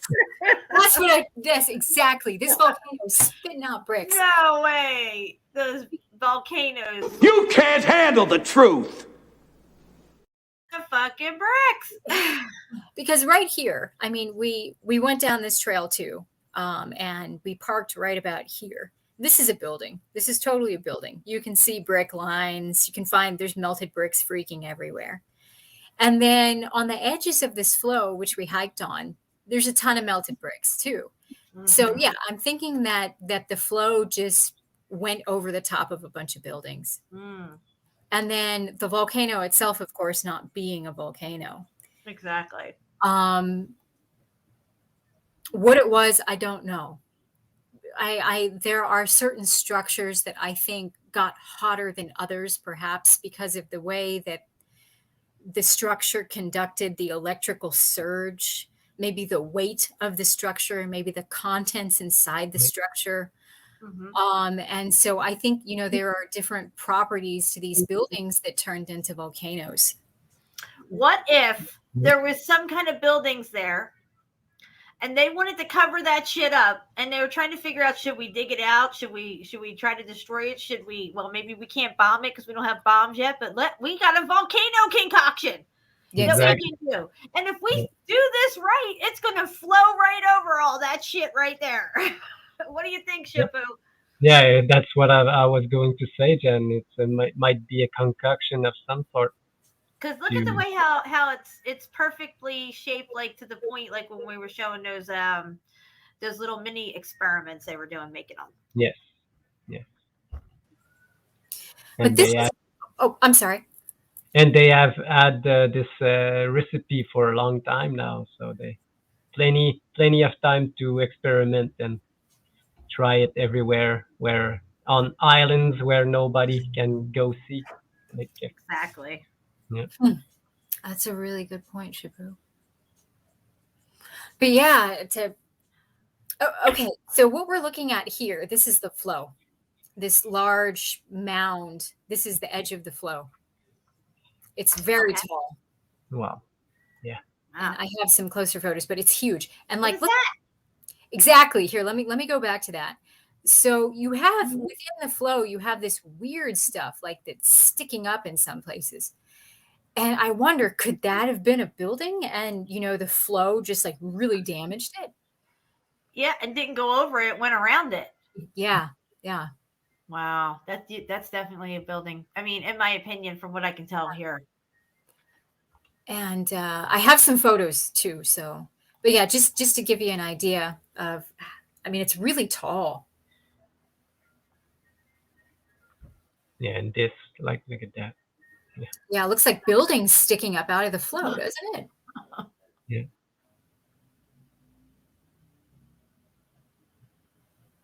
Wow.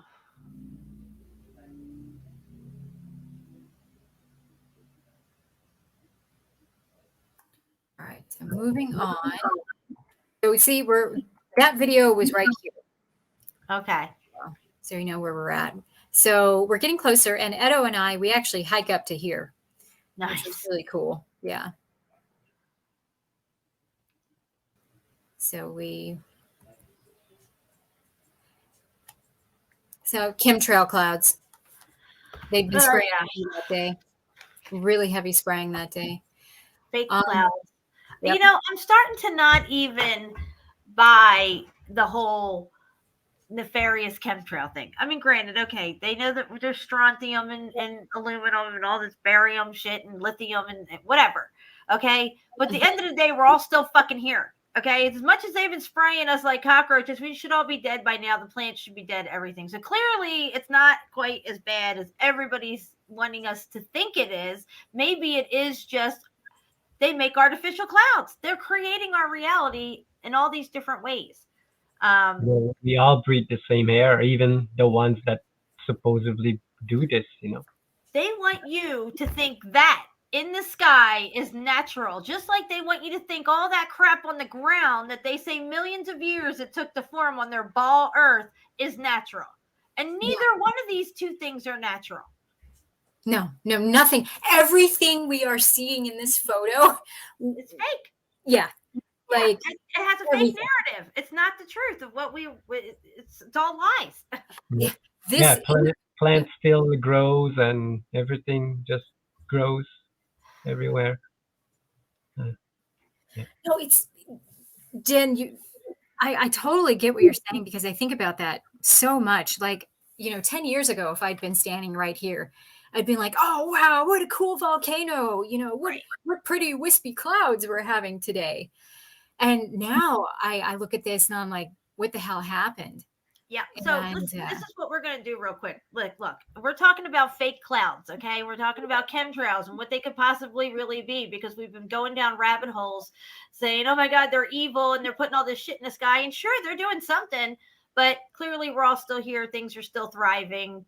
All the birds are still chirping, but what are clouds? What are natural clouds? Are they even natural to our environment at all? I don't know. I don't know what they're trying to do. But what we're going to do real quick, Crystal, is come off your screen share. And I'm going to go into a screen share real quick, because me and Steve used to play this video all the time. And this drives home the idea that it's not just lines in the sky that you see that spread out into a murky mess that we call chemtrails, and we know what those look like. But the other big puffy ones over here, they're natural. Okay. you. Are they? Are they really natural? I'm gonna take a look at this video. I'm gonna mute out. Okay.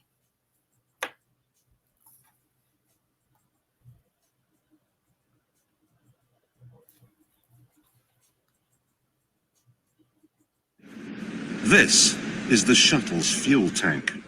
It may only be 130 miles to space, but to cover that distance, the engines will use 500,000 gallons of fuel, and that works out at 2 feet to the gallon.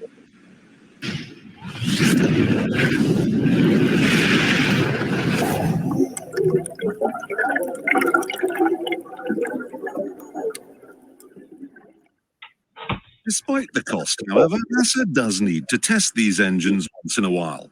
So they built this place in the wetlands of Mississippi.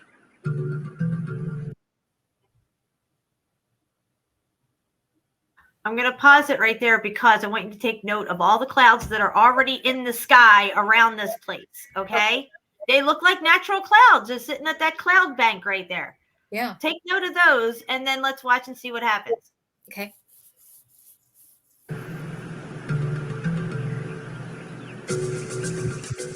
The first thing they installed was a huge loudspeaker, through which they played white noise to simulate the sound of a rocket.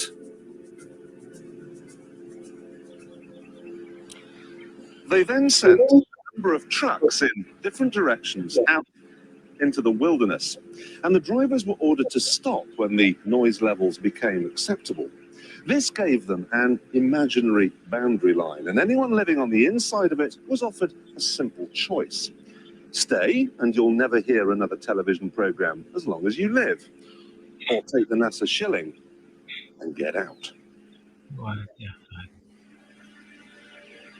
No one stayed, and NASA ended up with exactly what it wanted. 125,000 acres of nothing.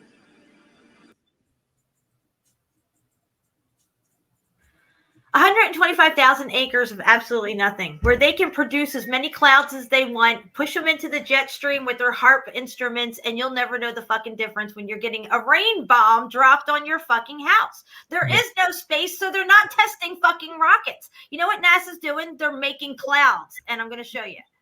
They're faking weather.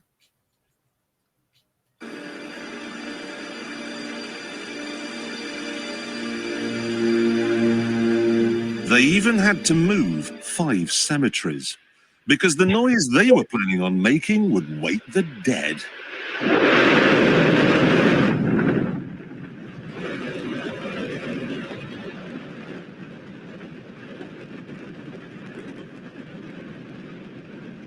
Don't worry if you can't hear what I'm saying. I couldn't even hear myself. This is the loudest sound you could possibly conceive. And as it turns out, the cleanest. Now, the most amazing thing, that cloud up there, which was generated by the engine, is just a mixture of hydrogen and... Damn, Jen. That cloud, he called it a cloud that was generated by their fucking machine, is going to now drop rain on another location as it goes along and moves into the other clump of clouds that they created down the line. Why? And oxygen. It's water vapor.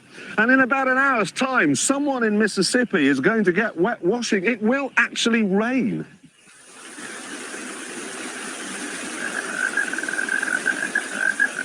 I told you. It's raining. That's unbelievable. Unbelievable, right? This is what they're doing. This is what they've been doing. And they got these machines all over the place. They even have them out in the ocean on barges. Damn, Jen. They're faking our weather. Yeah, they want to be like the Most High. Oh, my gosh. That's crazy, right? Yeah, we used to play that one all the time. But we're going to get back into your screen share, Crystal. Let's go back over here. All right. So we were back at that picture where we were seeing. No, you're good. You're good. Oh, I'm already working. Oh, okay. There you go. Chemtrails in the sky. What are chemtrails? You know, they're. And yeah, that I don't know if you can see the car, but it's down here. So, wow. Yeah, so we're pretty far up. All right, moving on.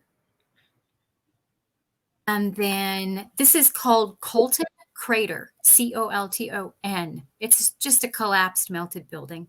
Mm-hmm. And that's where this lava field's coming from, is that? No, the lava field is coming from what Edo and I are hiking on right now. Okay. We are hiking up like right here. I got you. Okay. All right. So that's where we are. We're like somewhere about here.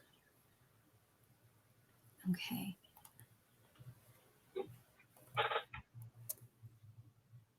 Go back. Wow. Okay, so here we are. And so this is when we get to the top. And this is another crater that I got a photo of. And look at the lines. Mm. Now these are supposed to be extinct, like millions of years old or something. Yeah, you got it. And this is the San Francisco peaks in the background. But yeah, look at that. I'd like to go hike down in there. Oh yeah, definitely. I bet you'd find Brooke down in there. No doubt. Look at the devastation everywhere. So,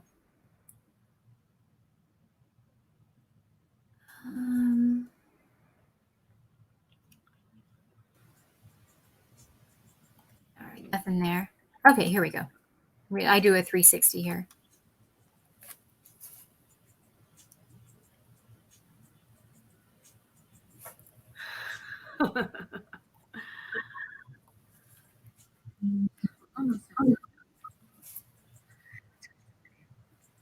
Wow.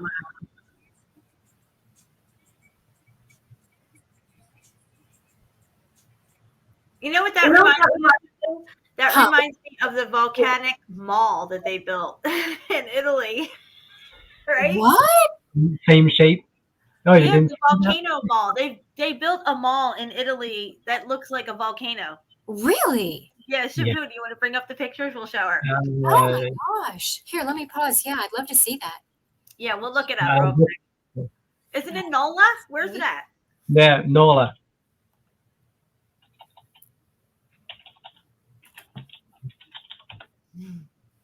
I love this. Yeah, this No, is crazy volcano mall. Now what? Like, now if there's another X Factor event and this thing gets growed over with trees, they're going to say it's one of these extinct million-year-old volcanoes. Oh, wow. Click on that. Yeah, look at this. Volcano Shopping Center. Yeah. This one. Small, but Click on that one there where they're still constructing. Right there. Yeah, look at this one. This is when it was under construction. And look what you're standing next to, right? Oh my gosh. Dude, I mean, that makes me think of the structure you showed earlier in Yemen that years ago I thought it was a tree stump, but it's like totally not a tree stump. Right, So. right. And look, if you look inside this fake volcano, you see those lines you were just showing in your volcano across from you. Man. Boom, baby. Yeah, that's right. yeah, I found that when I was looking for Nola, the city, because we saw Nola, the city, in the old map. Click that one, Shapu. Yeah, look, even this one here, but again, this is now imagine the parking lot around it made of asphalt. If it melted away, it would look like lava, right? Yeah. That looks just like a crater. Yeah. Exactly. Oh my gosh.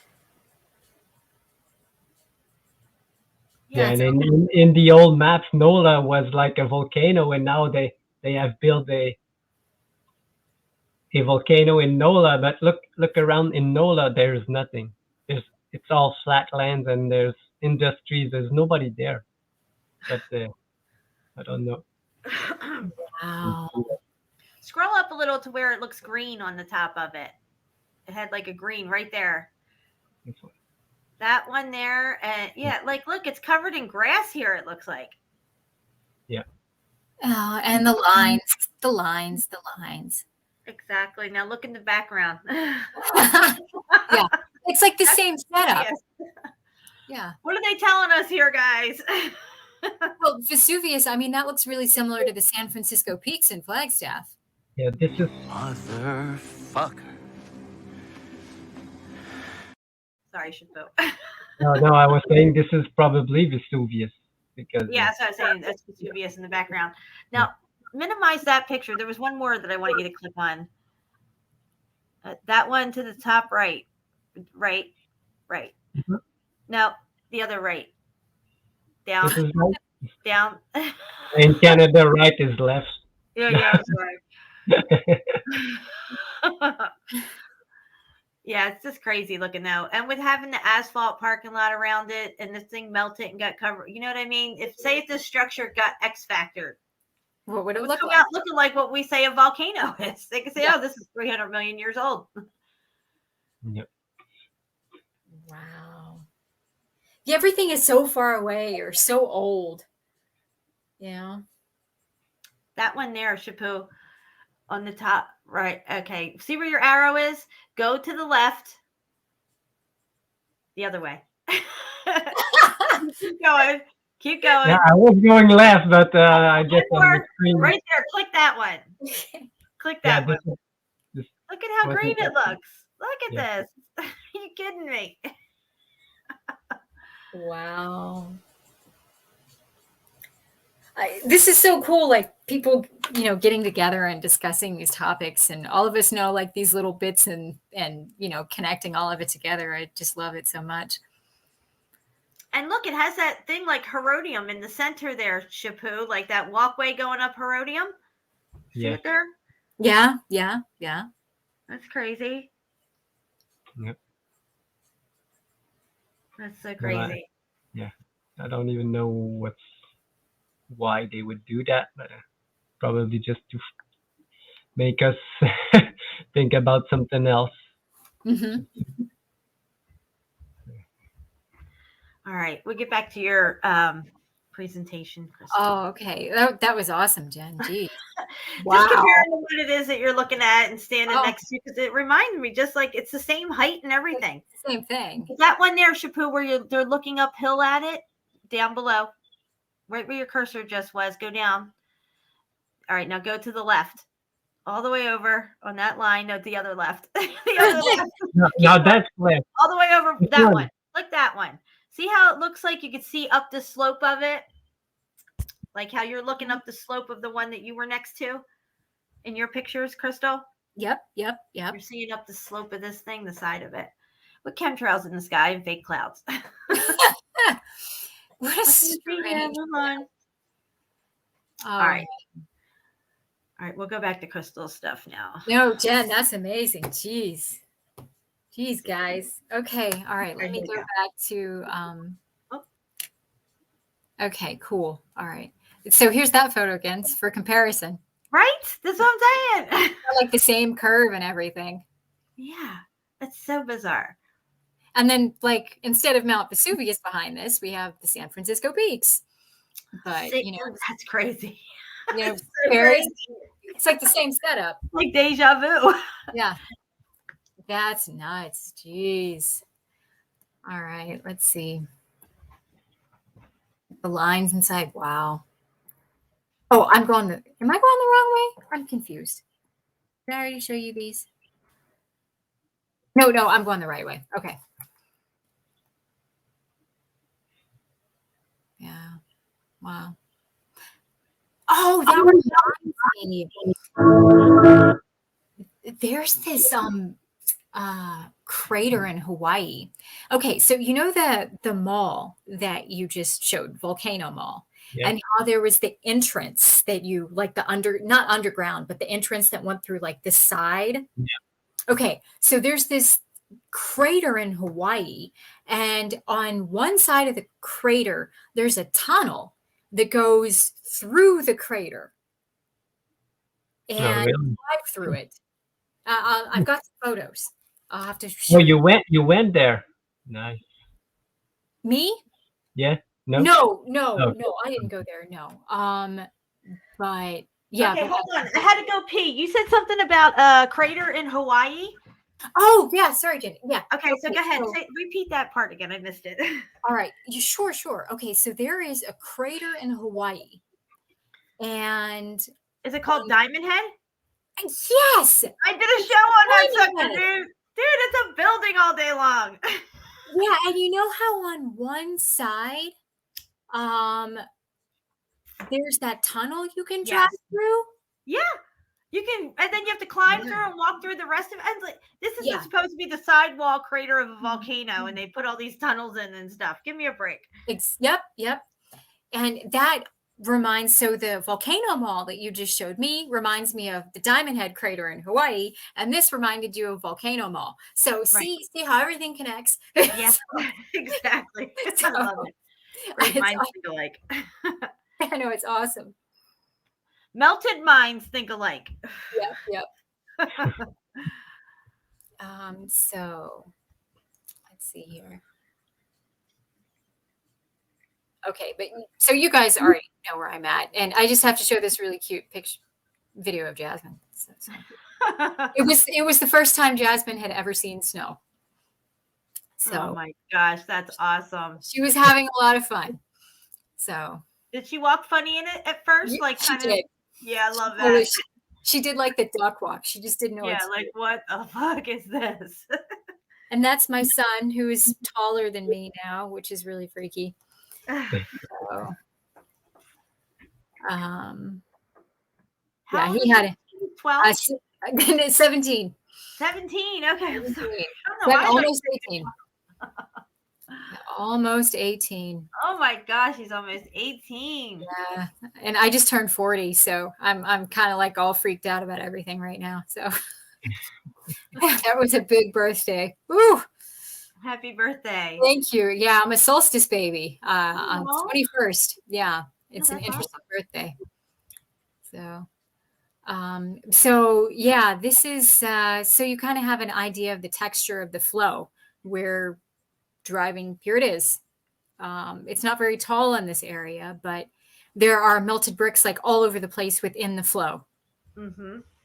So yeah, it looks like Mauna Loa. That's really fascinating. Wow. Is that a chemtrail up there? Oh yeah, they were spraying that day big time. Yeah, look at that thing. Or is that something on your window? Oh no, that's a reflection on the window. Oh, okay, all right. I wasn't sure what was happening there. But I have some chemtrail photos later on. I got you. There's your dog. Look. Jasmine. And so now we're driving over to this crater to see what's going on, which also looks like Volcano Mall. So, that's crazy. I didn't know about that place, Jen. Jeez. Yeah, so we did a whole show on volcanic architecture. Yeah. Yeah, I gotta go back and watch that. Here we go. Chemtrails. Yeah. That marks the spot. Yeah. Super creepy. Right over the Volcano Mall.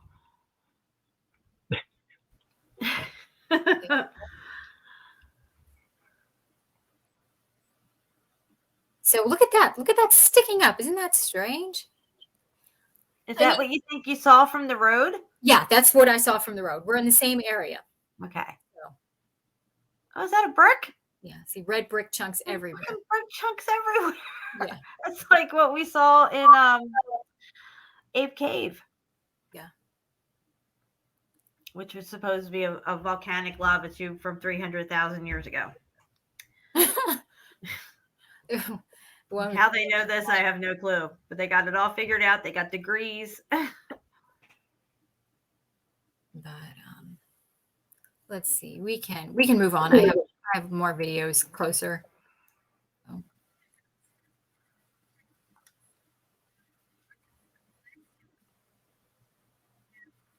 This place is crazy. Yeah. And I have a video of tapping on the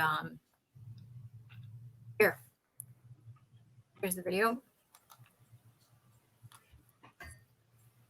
Yeah, the flow of lava, like they said, it should be almost even if it doesn't hit anything. So, it's And when you see like you showed that these kind of structures sticking out, you know, it how can it go like that if there was nothing there? You know. No, yeah, exactly, Shabu. Good point. It would just spread out like a pancake, you know, when you're making pancakes. Exactly.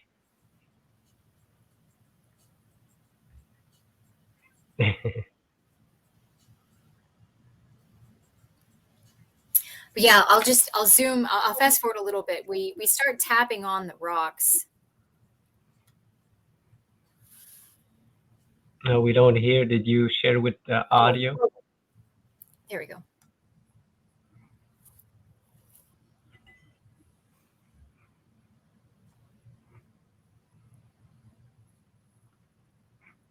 No, don't. Do you hear something? I don't hear nothing. Oh, you don't hear the audio? No. Oh No. no, I've got it turned up. I Maybe don't you hear. didn't share All right, with so, audio. yeah, go off your screen share, come back onto screen share. Make sure you check that little box before you hit full screen share, Okay, and so it'll leave say share studio? audio. No, not leave. Just No, just leave out of your screen share. Like start a whole new screen share. come back. Oh wait, no, she clicked the leave studio instead of. Come back. Come back, girl. Just hit the link again. She probably can't hear me, but there she is. There she is. Okay. You're good. All right. So we'll get into a new screen share, and when you'll see the little box in the lower left-hand corner that'll say share audio. You got to check mark that box. Gotcha. Okay, so stream. Okay, so present. All right, share screen. Share. Yeah. Share screen. Share system audio. Got it. Okay. There we go. All right, here we go. Cool beans. All right. Sort of intermixed with this. Got it. Okay. Cool. Going on. Yeah.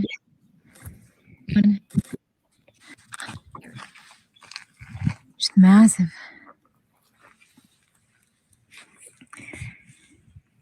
And I found a bunch of melted bricks last time I was here, sort of intermixed with this solidified and fractured lava flow. And I was wondering if maybe the flow itself took out a bunch of brick buildings. I'm not sure, but they were definitely melted bricks. But some of these buildings sort of ring when you hit them.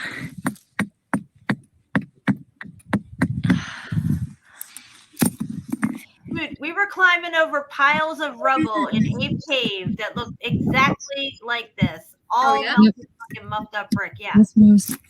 Can you hear it again? Yep. Very cool. It's interesting how they ring. Some of them ring. Yeah. Absolutely. Oh, interesting. It might even be something in there.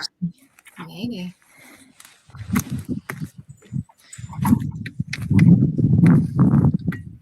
But yeah, I mean, gigantic. Wow. Yeah, that's giving me like flashbacks of Ape Cave and climbing over all that shit.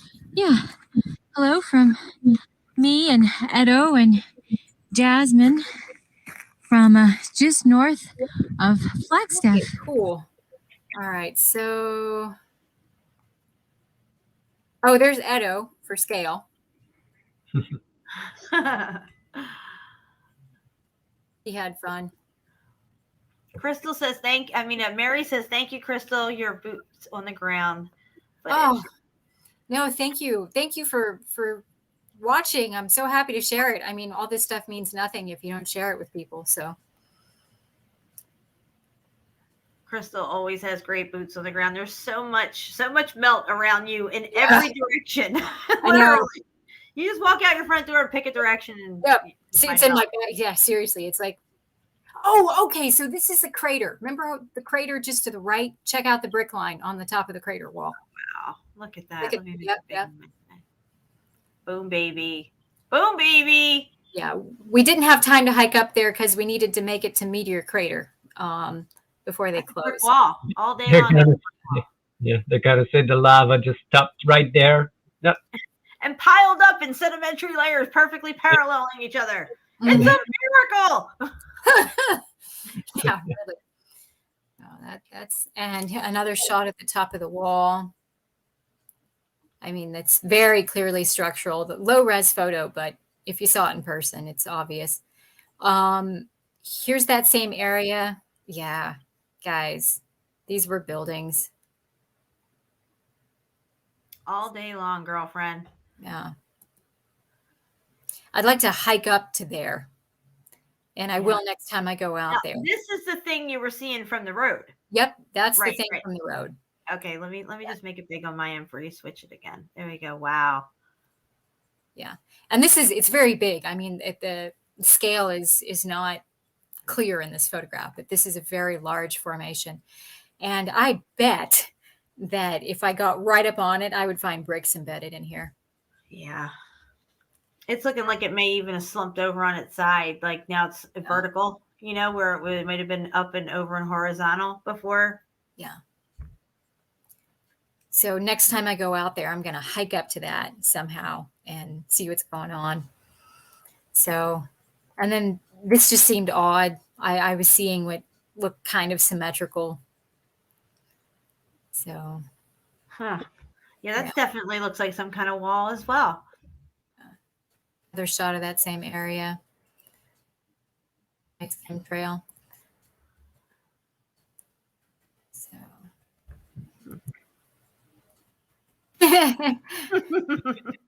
Jasmine's having a blast. It was a good day. This was my birthday. This is what we did, my son and I, for my birthday. That's awesome. So it's amazing to see this stuff with new eyes. I mean, most of the time people, you know, they'll go out here and hike. They have no clue. They think it's millions of years and volcanic. When you go out here and you have the eyes to see what's really going on, it's just an incredible experience. It makes the whole thing just so new and amazing.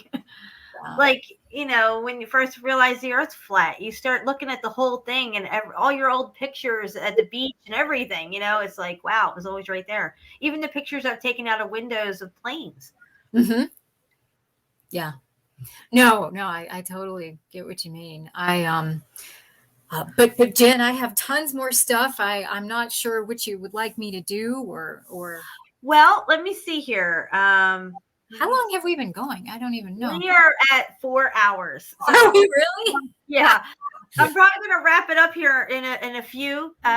Keep it right around the 4 hour mark. So we're gonna come off of your screen share. Okay. And I have a few things I wanted to show on this one site of Agashima Island, which is a volcanic island in the island chain of Japan. It's the furthest one island out, which is not an island; it's a melted building. But I thought we'd take a quick look at this. Can you see this? Did I share it all the way? Yeah. Okay, we're good. Yes. All right. So we're looking at Agashima, Japan. And this is what it looks like. Okay. This is the crater. It's an island that people live on. About 500 people live here. It's very isolated.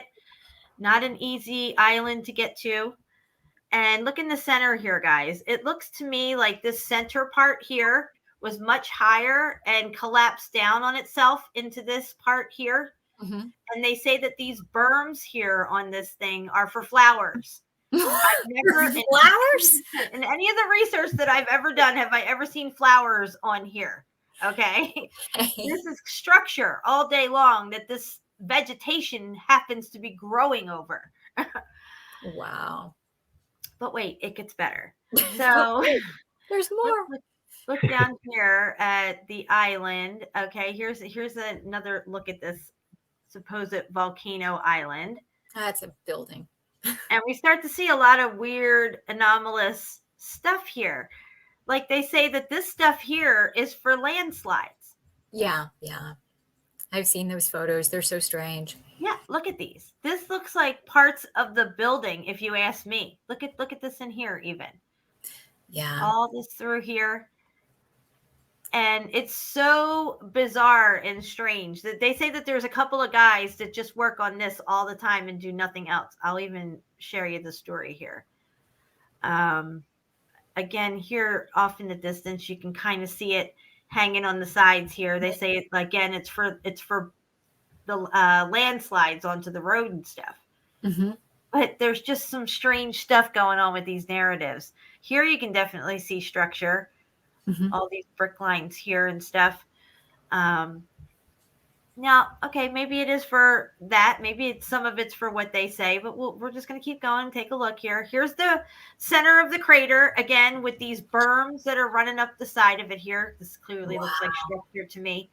Supposedly down in the center here of this cone is a little village that used to be here like this. It's like an ancient village of people that used to live in the center here. This volcano is an active supposed volcano. Why the fuck anybody would want to build in here and live inside here is beyond me, unless the story is fucking fake. Okay.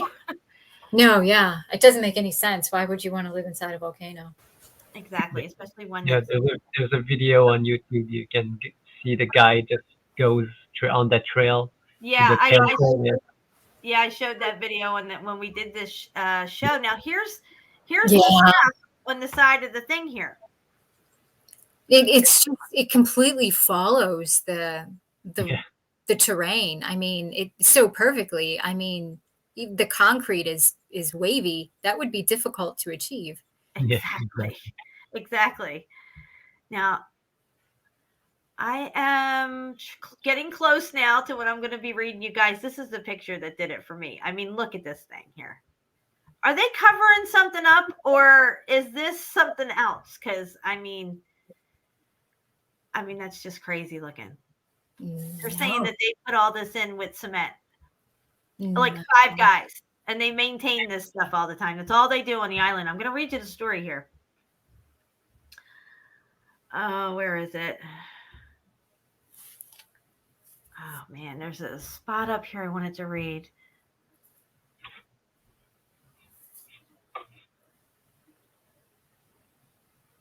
Man, where was that paragraph at? I have to find it. It talks about this guy who's very lonely on the island. All he does is supposedly take care of this thing here. Oh my gosh, he spends his whole life doing it. And of course, there's no construction photos, I'm sure. Yeah, and look, the volcanic activity on Agashima is intense.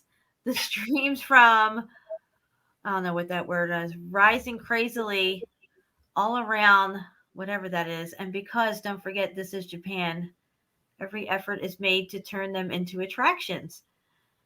Okay, so they're trying to get tourism here and stuff, but there is a part where this guy talks about the guys who take care of this stuff. Let me just find it here. Wow. Let me just find nuts, Jen. I'd seen those pictures before of that wavy stuff, but I didn't know it was here. So. What were you going to say, Chappelle? No, I was just saying good night to Johnny. He has to go. Oh, good night, Johnny. Bye-bye. Oh man, I don't know if it was this. I mean, it could have been another site that I was looking at, but there was this whole thing here. Let me check my messages here. This one I sent you, Agashima. Isn't another one? No? Okay. No, all right. All right, let me go down here. Site. All right. So, okay. So let's just go back to this. In fact, I used another port was says, in fact, there used to be another port. We stumbled across it trying to follow a crumbling crack. Okay. So now they're saying that there used to be an old port here. Okay. But I want you to take a look at this port. What are they porting up to? There's nothing here. There's this and then a fucking brick wall melted behind them. What are you porting up to over here? I don't know, but they say that this is an ancient port, an old port that they used to use. What an inconvenient place to put a port. Right, exactly. Why would you put it there? Here's looking straight down at it. It's all muffed up. Yeah. Look at it. Jeez. You can see the heat damage there. Exactly. Yeah. Yeah. All right. So let me go back a page real quick so I don't get lost in what I was doing here. Oh, let me close that. All right. Now, okay, here's the other end of the island. Look at this. Whoa, man. Look at it. This is supposedly a volcano. Are you fucking kidding me? All right, what else we got? Okay, this is just some tourist stuff on here. Wasn't that the lonely guy? He looks lonely with his cow. You know? All these sites are like together. Man, I don't know where that thing was. It's a really crazy thing how they said that one guy takes care of all this stuff. Okay, here it is. Here it is. Oh. Okay, look. On the way back to the port, we risked a barrier, a barred route to have a look at the retaining walls.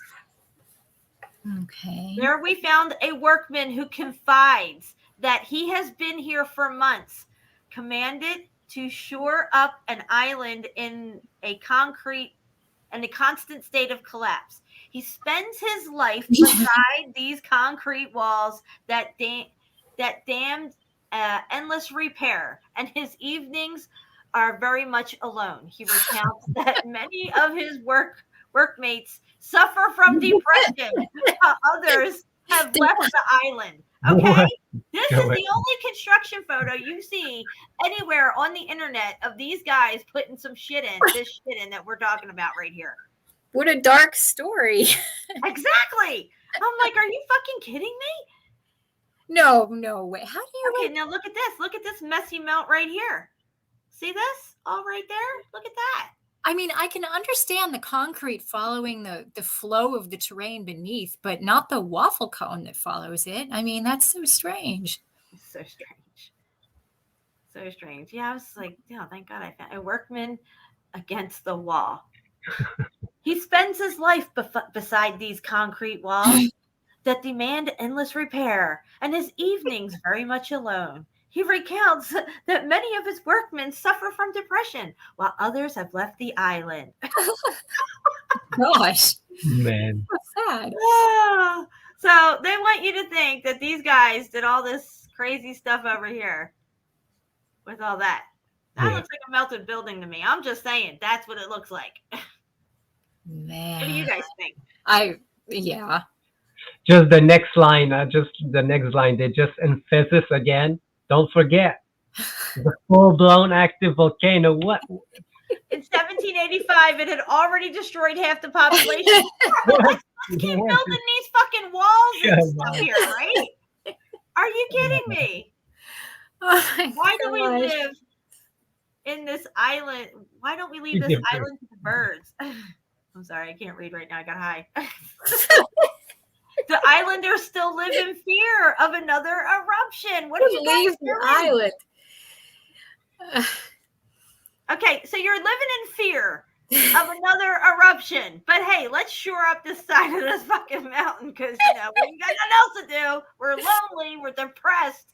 I want to go home, but we got to do this. Oh my God. I mean, what's going on here? Yes, it's so bad. Yeah. They say we're crazy. This is fucking crazy. I'm out of order. You're out of order. Well, of course, out of order. By the way, that's a Mandela effect. He's never said that in the movie anymore. Al Pacino. Watch it, thanks.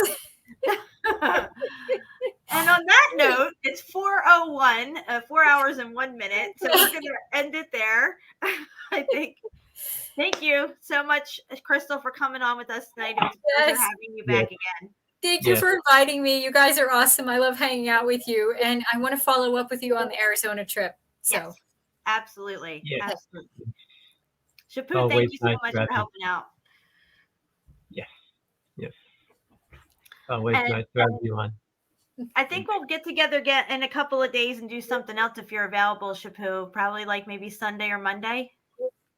Yeah, sure. Yep. No problem. We're supposed to cover melted Delaware, but guys, Delaware is so fucking boring. I don't even want to cover it. But we'll like cut the show in half. We'll do a little bit of Delaware and get moved through it because we have to do it. We can't skip over it.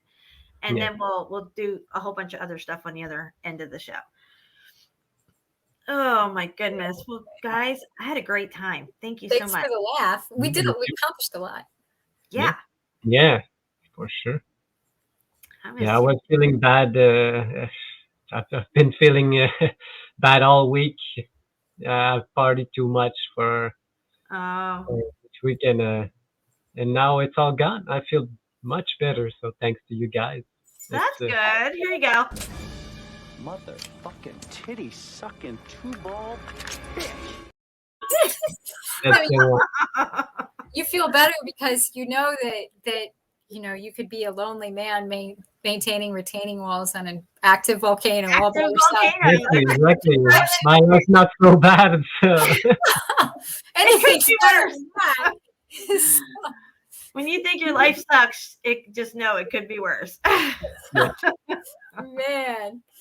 Okay. All right, guys. Well, we're going to get ready to get out of here. Crystal, I dropped your link in the chat a few times. I am going to add it to the description below, and I'm actually going to drop it in here again right now, guys. Make sure you sub and bell Crystal's channel, The Melted Truth. You won't be disappointed. Thank you so much. I got to put some stuff on there. I haven't in a while, so I got to catch up. It's not that I don't have it. I just haven't done it, so. No problem. I'm trying to figure out what song we should go out with, guys. Put in the chat what song you want to go out with. You want to go out with Next Level or you want to go out with Taking Care of Business? Guys, it's up to you. It's your choice tonight. See what kind of answers we get here. We didn't hear any of them today, so both of them are a great choice. I feel like we took care of some business tonight. Yeah. What do you think, Crystal? We take care of business? It was very therapeutic at the beginning.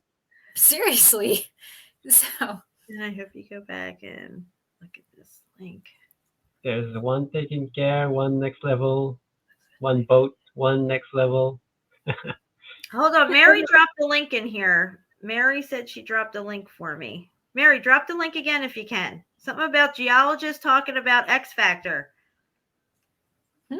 This geologist talks about the X Factor. I think he watches your shows. Yeah. I'll have him on. He can come on. All right, Mary, drop that link again. I'll catch it on the replay here when I check the chat. So that we're going to go through a 4-minute song. You have time to drop it in here. I love you guys. Thank you so much. Thank you. Thank you, guys. Shampoo. Bye, Crystal. Have a good night. Bye, Jen.